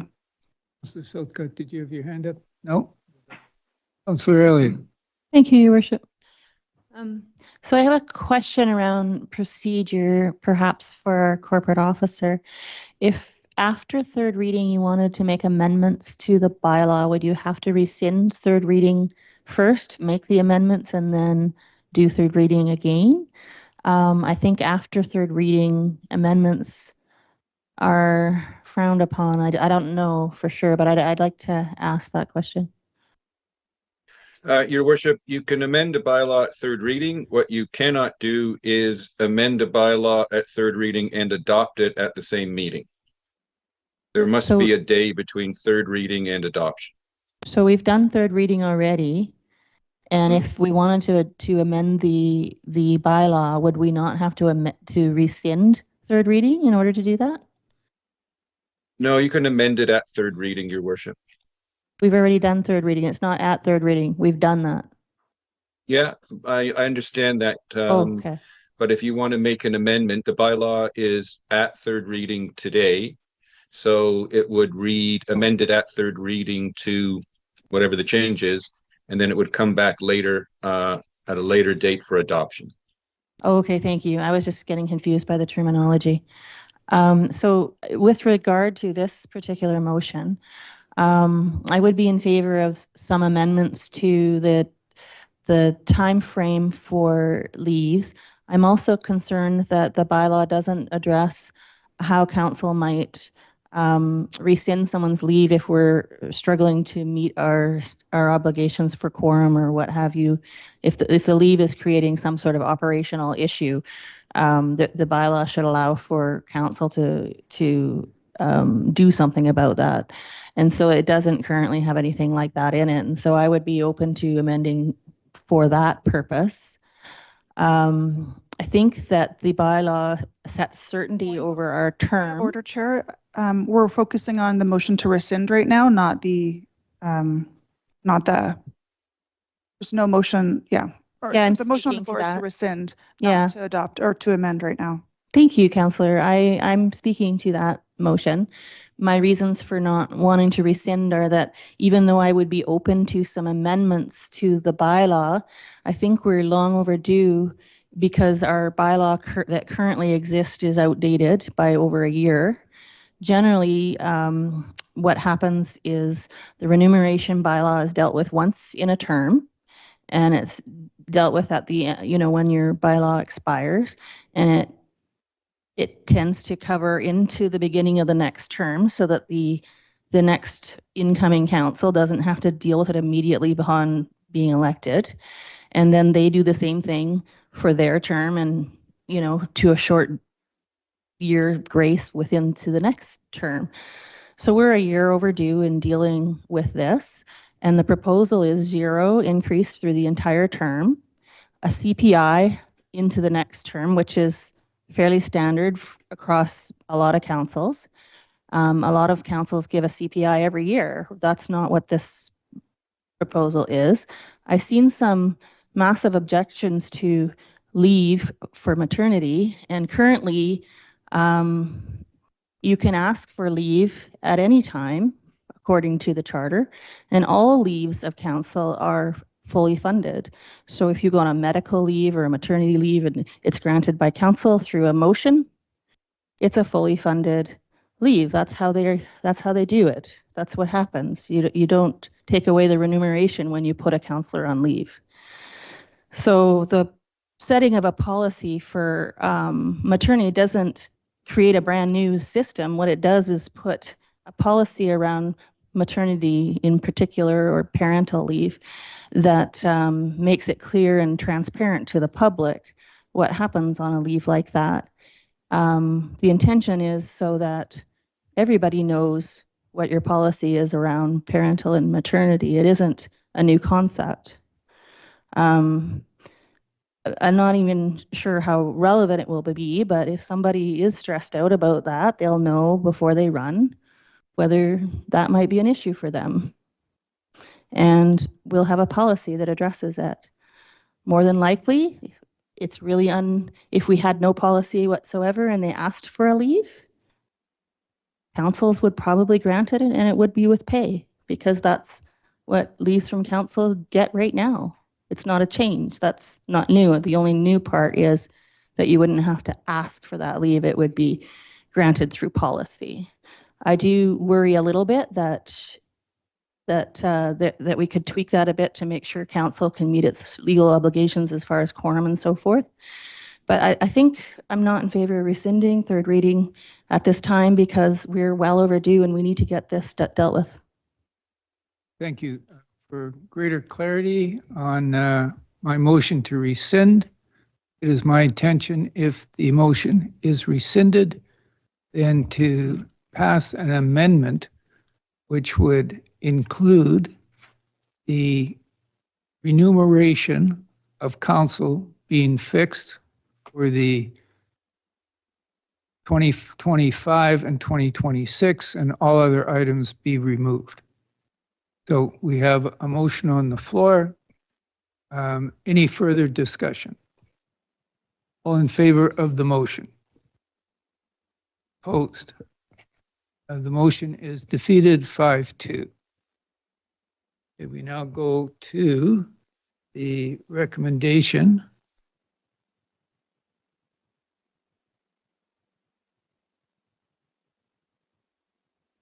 that the City of Powell River Council Remuneration Bylaw 2772/2024 be adopted.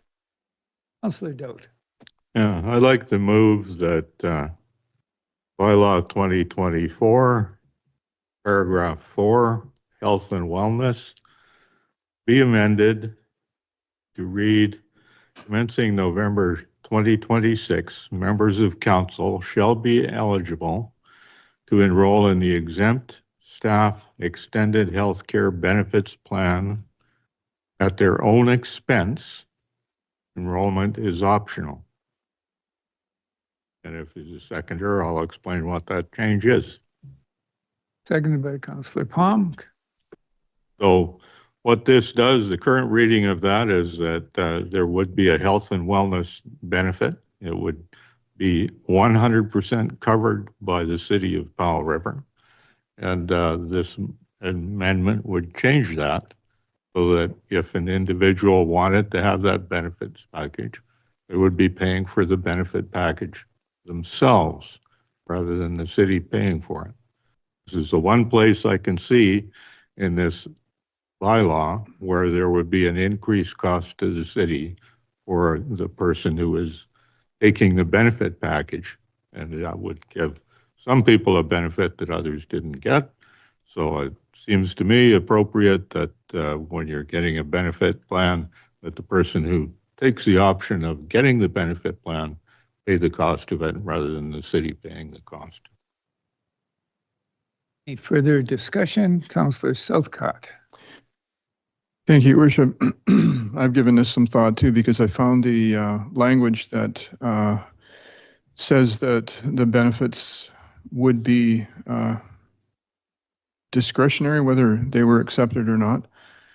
And that was, that thinking came out of, or that language came out of the thinking that some of us actually do have benefit packages already through pensions or whatever, other jobs.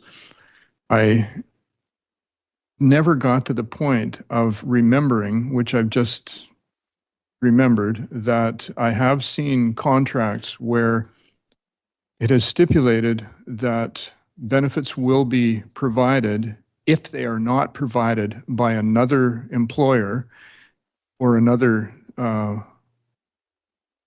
agreement. And if they are, then benefits would not be provided. And that is what I would support. So though I appreciate Councillor Doubt's amendment, I can't support it because I would prefer the language that stated that exclusionary condition that I just defined.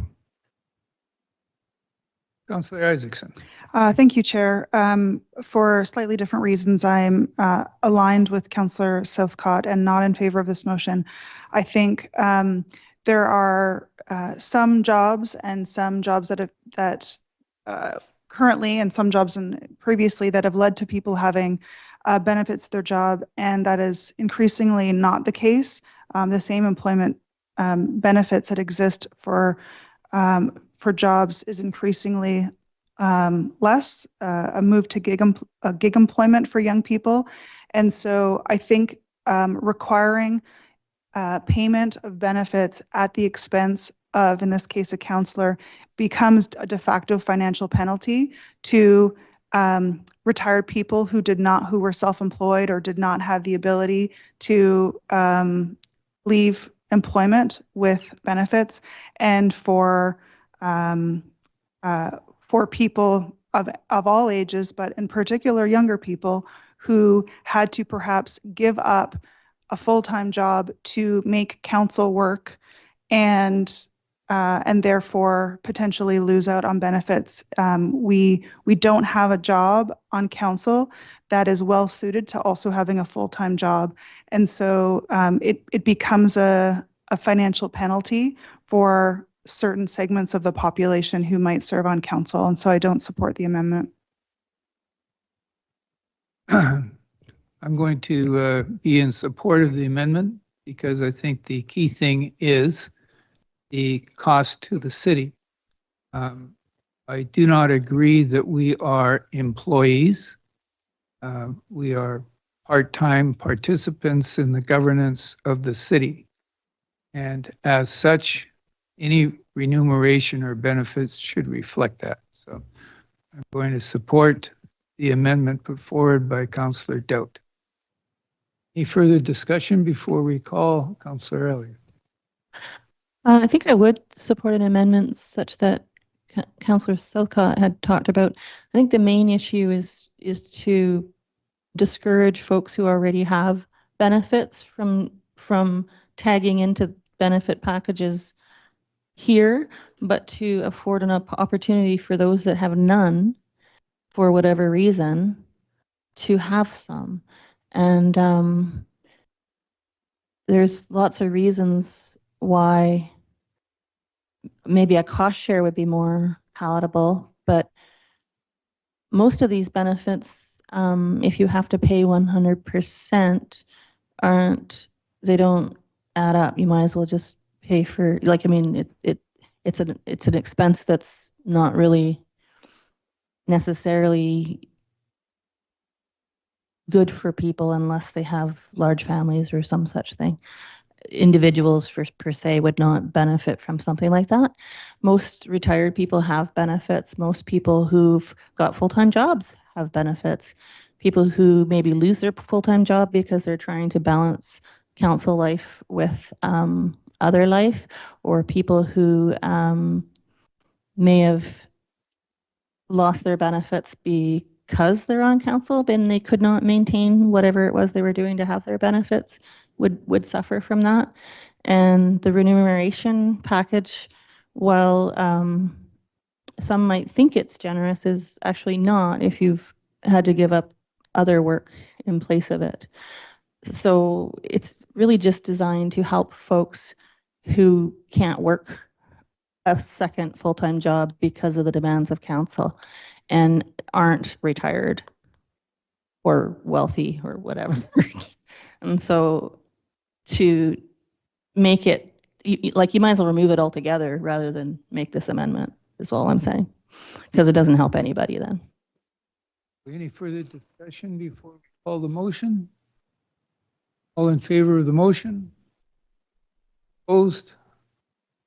The motion is defeated 4-3. Before we go to the main motion, I would like to get clarification from our CAO. If this motion passes, can it be appealed by the new council at the first council meeting? They can rescind it anytime they want. Through the chair, yeah, a new council coming in can, I'm going to turn over to our corporate officer on this one, because you're asking about the first meeting in particular. Thank you, Your Worship. So once a bylaw is adopted, it could be amended at any time by going through, or repealed by just going through the process of amending or repealing a bylaw. So should a new council come in and wish to change the bylaw, they, of course, that would be within their legal purview to do so. Thank you very much. So, Councillor Southcott. Thank you, Your Worship. I'd like to propose another amendment, and that is to Article 4, to remove the word optional and replace that word by on condition such benefits are not provided to the applicant through another source. Seconded by Councillor Elliott. Any discussion on the new amendment? Councillor Isaacson. Just a question for staff, because staff worked on the wording of this bylaw. I'm wondering if there are any staff available who just want to do a double check of that wording, if there's any concerns with it. Through the chair too, staff. Yeah, through the chair, if Ms. Waltz, you might clarify or confirm.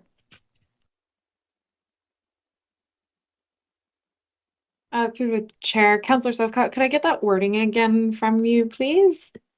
Yeah, I really apologize. I hate doing things like this. The wording is to replace the word in the last sentence of enrollment is optional, to replace the word optional to these words, on condition such benefits are not provided to the applicant through another source. Is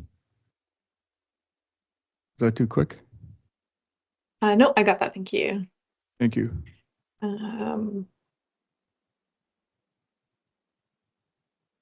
From the first glance at the wording, I don't think there's an issue with it. Stephen, I'm not sure if you see any issues with the wording. Thank you. Your Worship, there's no issues with the wording as proposed in the amendment. You? Councillor Doubt. Yeah, I guess then there's a requirement somehow that the city will be able to determine who has benefits and who doesn't. And I'm not sure if there's any particular way other than just asking the councillor and respecting the answer that you get. And very different than the amendment I previously proposed, because the difference is that approximately 10% of the cost of a councillor's wages that the benefit package costs. Councillor Isaacson. Thank you. I remember in the initial discussion related to this item, the word optional is really important, and I'm a bit concerned that the way that the amendment is written, you're striking out optional, and so it doesn't allow someone who doesn't want any benefits, who maybe doesn't currently have benefits and also doesn't want to enroll for because they want to say they're saving taxpayer money.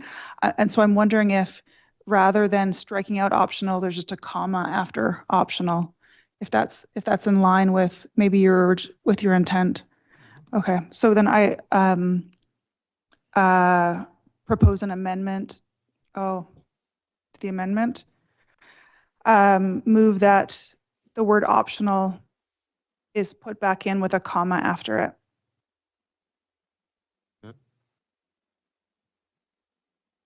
We have the amendment.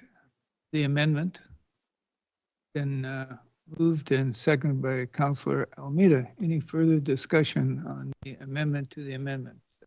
Councillor Southcott. Thank you, Your Worship. I think it would make more sense if there was the word and following optional. Enrollment is optional and on condition, etc. On the amendment. We have a seconder on the third amendment. Okay. Any further discussion on the third amendment before I call the vote? All in favor of the third amendment? Opposed? It's unanimously. So we'll now go to the second amendment. As amended. As amended. Any further discussion? All in favor? Opposed? Passed unanimously. We'll now go to the amended amendment, which we are seeing on the screen. Any further discussion on this I'm amendment? just wondering if you'd let her catch up with her. Okay.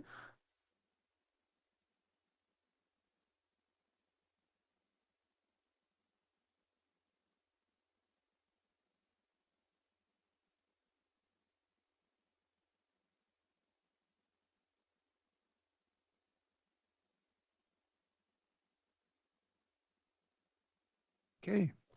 I think just I don't, I'm trying to read it and I'm trying to see where it says there that the enrollment is optional. I don't Oh, see it. it's already in there because that's what's in there. But anyway.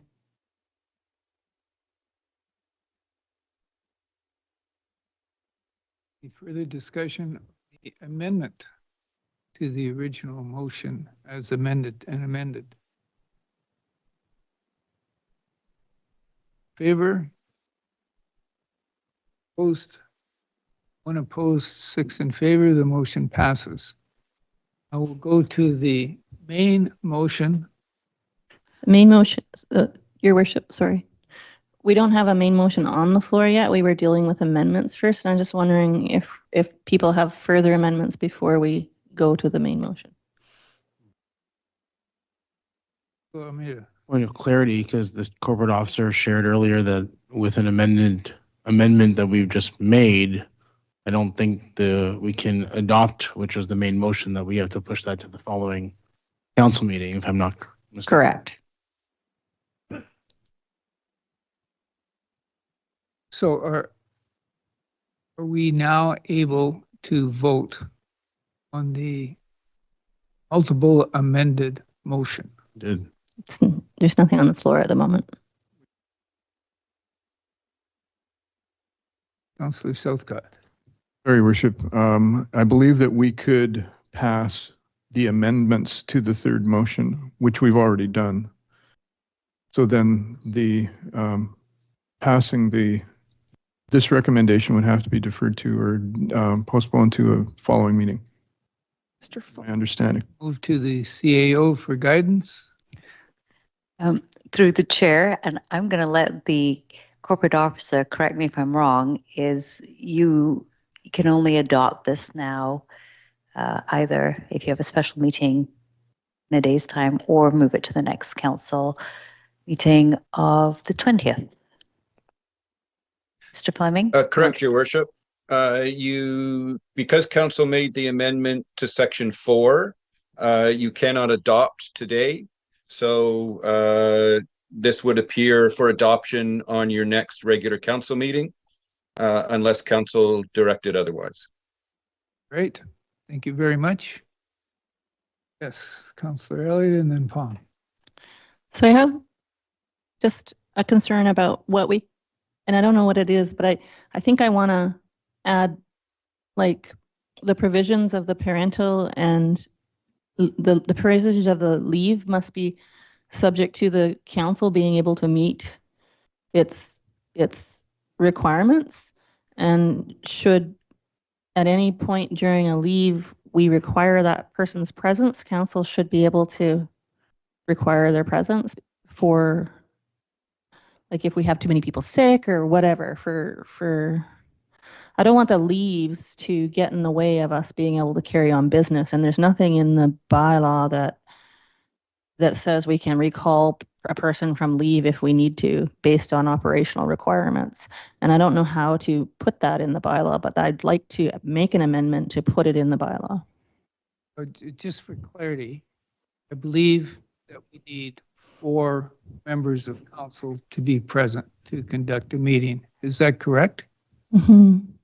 So the likelihood of having 3 people unavailable is fairly slim, but if you would like to have staff work this. So I think we need to propose an amendment. I'm just maybe what I'm asking for help from staff is, given that I'm concerned that we have the ability to do that within the bylaw, where would we put it and how would we do that? Before we get an answer, Councillor Doubt. I tend to agree with where the mayor is going. Okay, that the likelihood of there being enough people on leave of absence because of family duties that we would be prevented from having a quorum is really unlikely. Council can't do anything about the quorum language because that's in the community charter. We need 4 out of the 7. If there are 7 members of the council, there have to be 4 present. You could have 2 people on leave. That would still allow you to have 1 person absent. And, the bylaw also allows people to be on leave and to be present at meetings because I know that happens. Logistically, it's happened before where there's a particular time of year, summer holidays, people are away, somebody's on leave, where people realize there might be a question of whether they have enough to get quorum or not. And people phone each other and find out where they're going to be and if they can attend the meeting, make sure there's a quorum. I don't think it needs to have a legislated settlement before the problem might arise if it ever does. So I don't think it's necessary because I think the likelihood of that happening is really slim. So procedurally, we have a proposal for an amendment, which has not been seconded.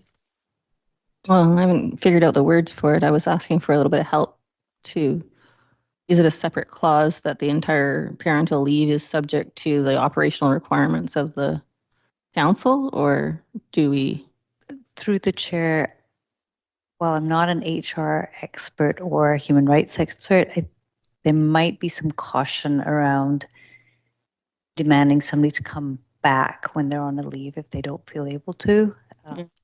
So that would be my caution. I don't know if Mr. Fleming, you have any experience in this area, but that would be my caution about proceeding with that. Thank you.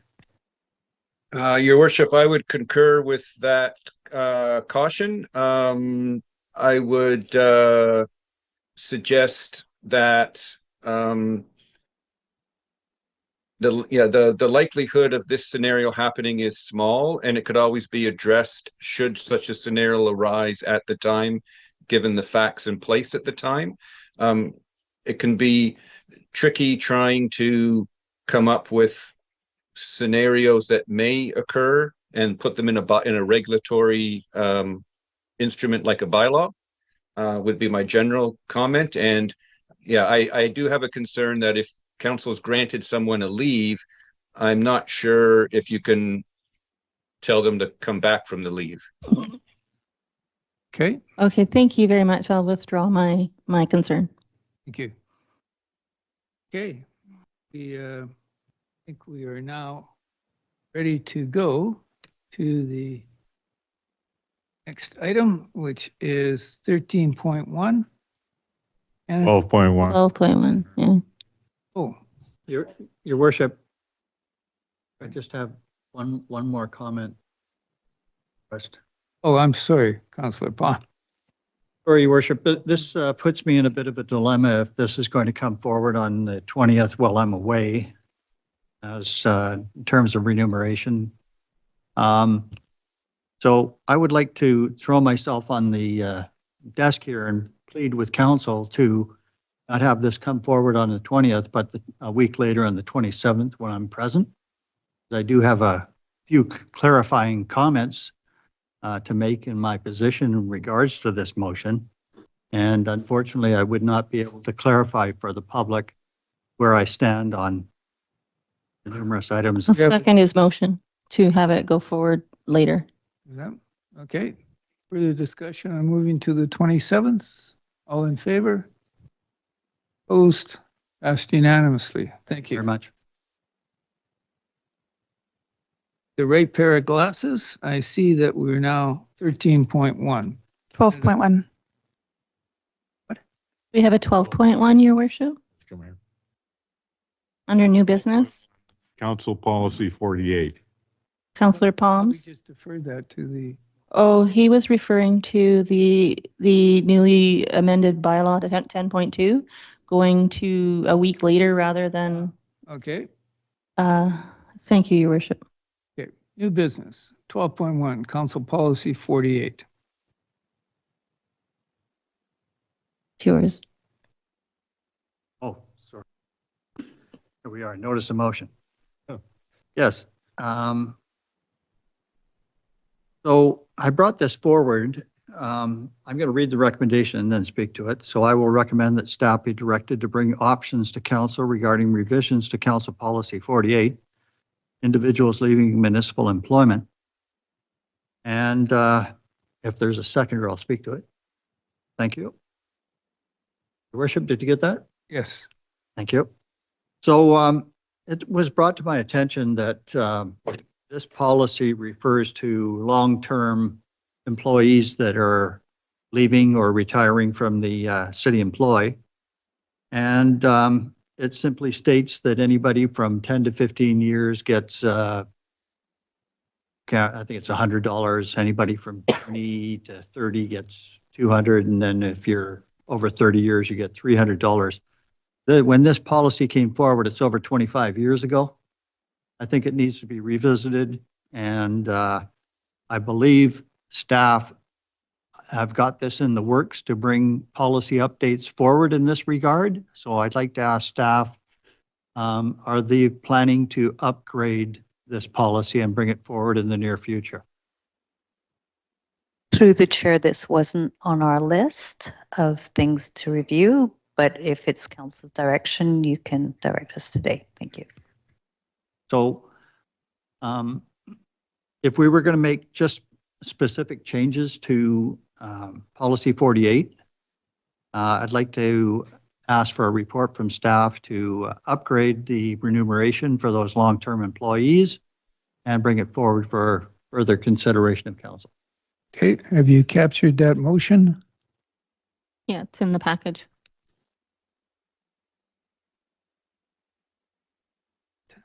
No.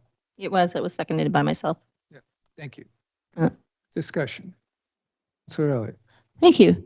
So I have no objection to updating really old, out-of-date policies.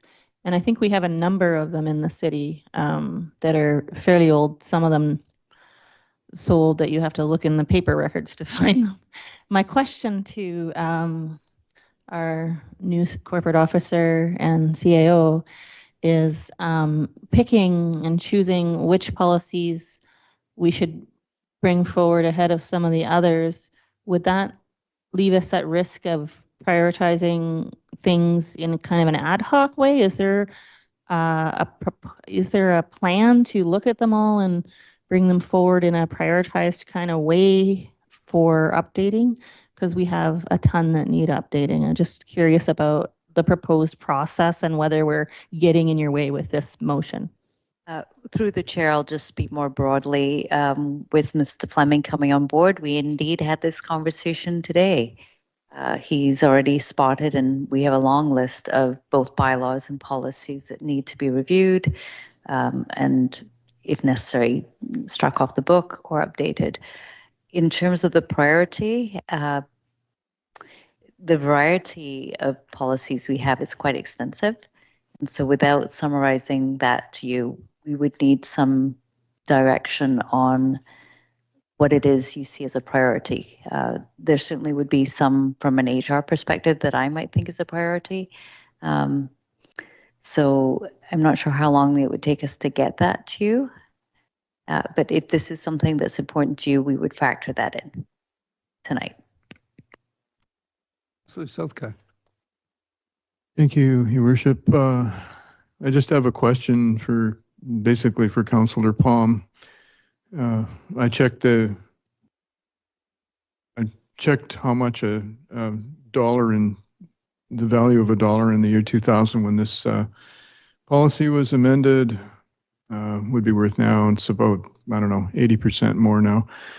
And I'm just wondering if Councillor Palm's intention is simply to update the numbers.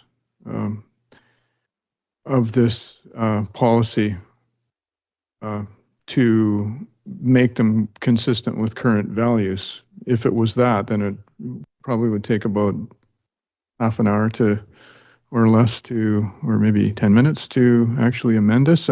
So if that's what Councillor Palm's intention is, I can't see that it would take very much time. Not like some of our other bylaws that are still in folders that I have.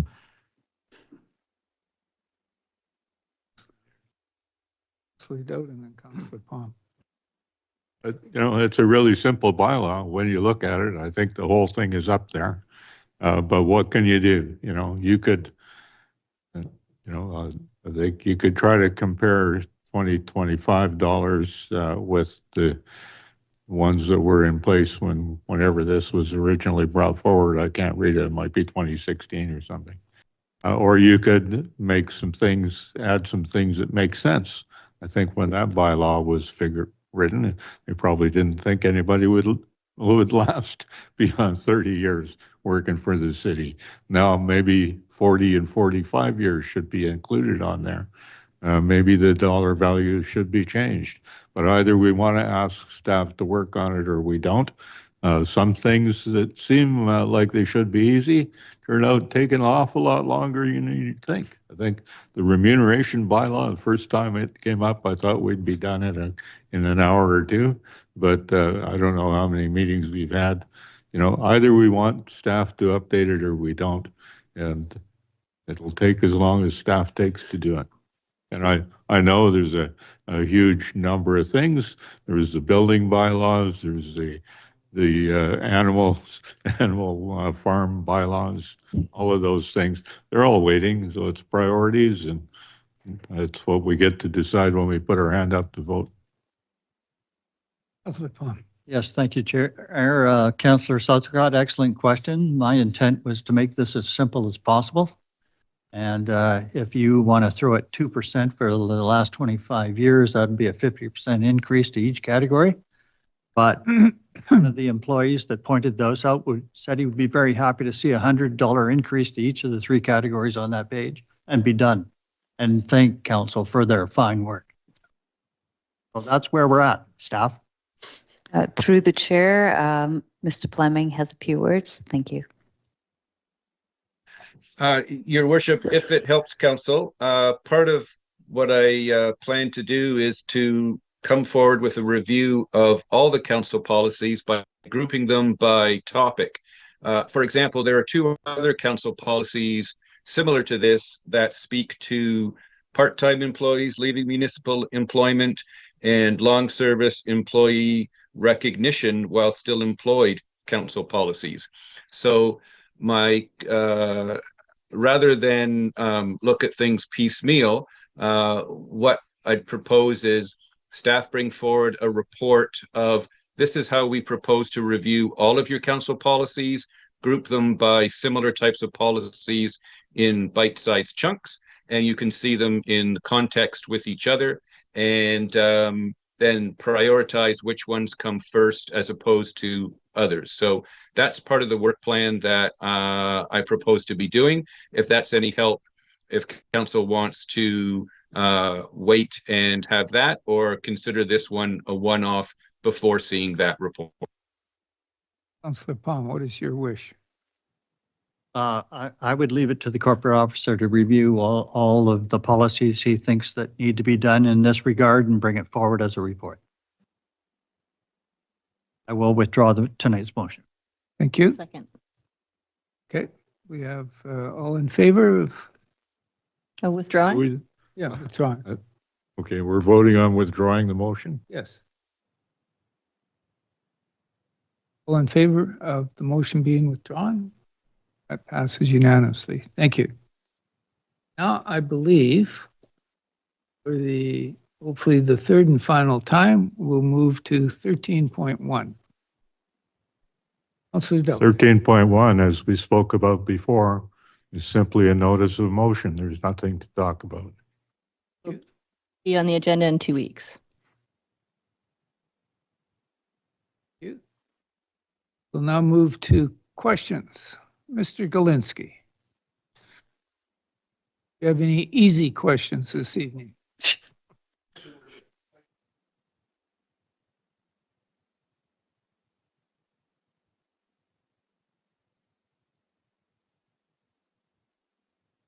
Most of my prepared questions, Your Worship, have been asked and answered through discussion and debate here tonight, so it should be a fairly simple process. My first is with regard to 7.2, which was the pump out station, and it's unclear to me which harbor Dock 11 is in.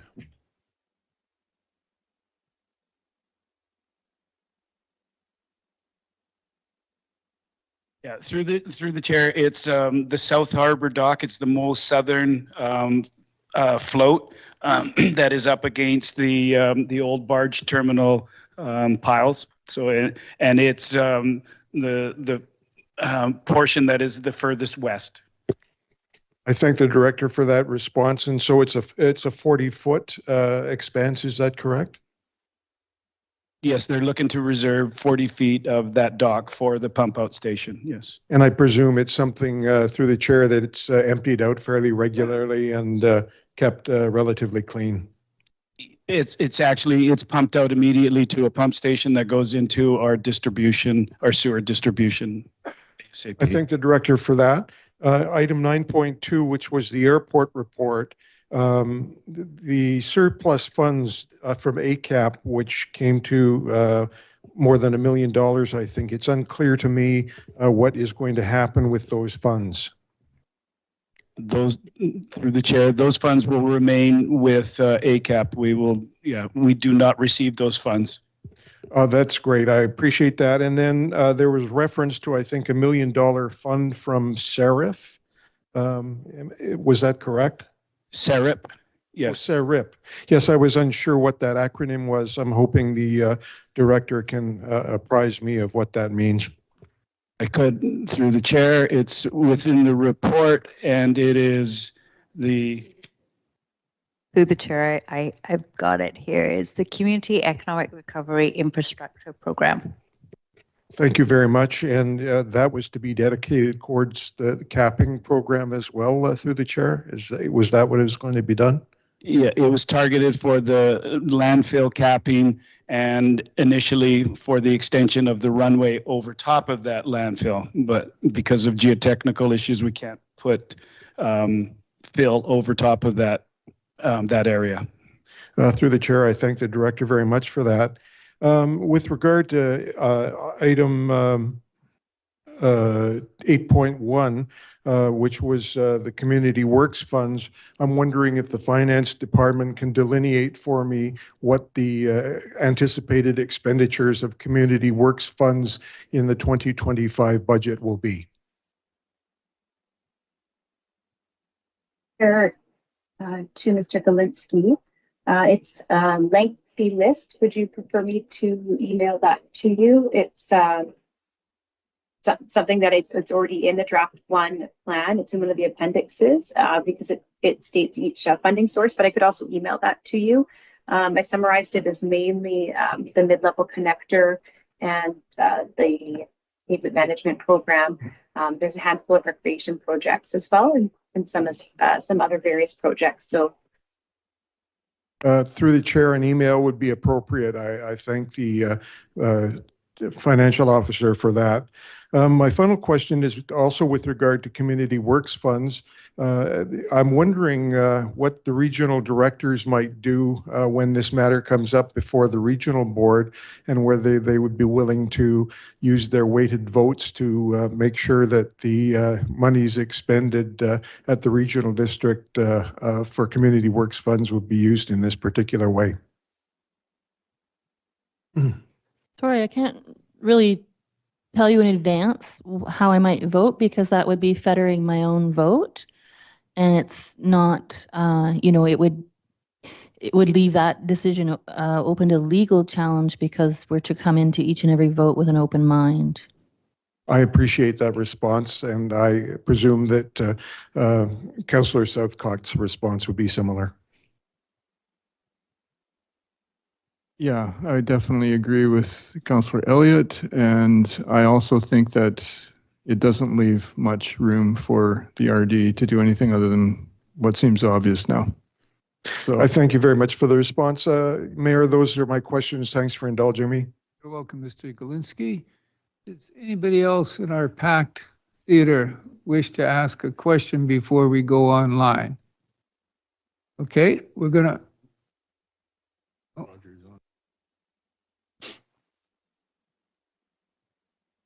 Thank you, Mayor and Council. I appreciate the opportunity to come here this evening. My name is Roger Whitaker, citizen of Powell River.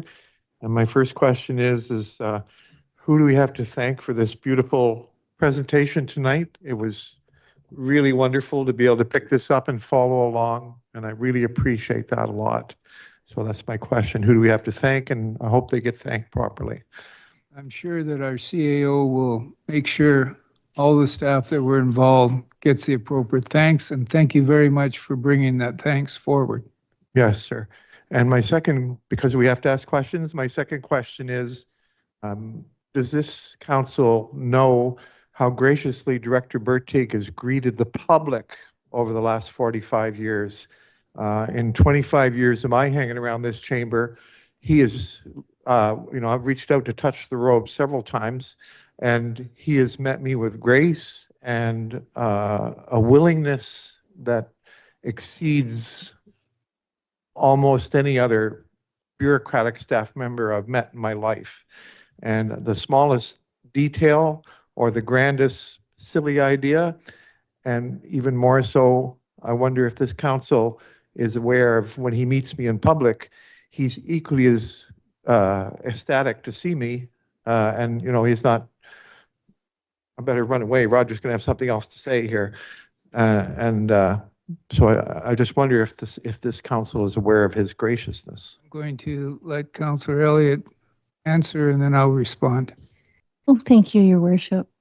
So yes, it is my experience that Director Vertig is always full of grace, good manners, kindness, and an absolute pleasure to speak to for whoever's talking to him.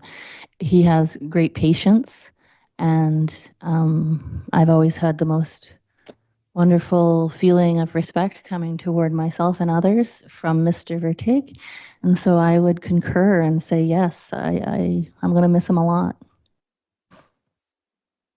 Yes, and I do believe that's the reason people think he can walk on water. So thank you very much. Indeed. Thank you. Do we have anybody online?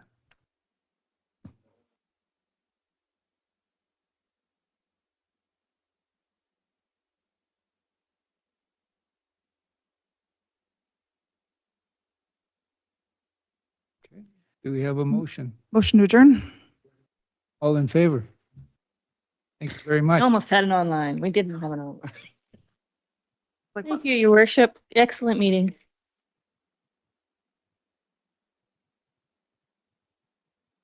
In process. Talking to some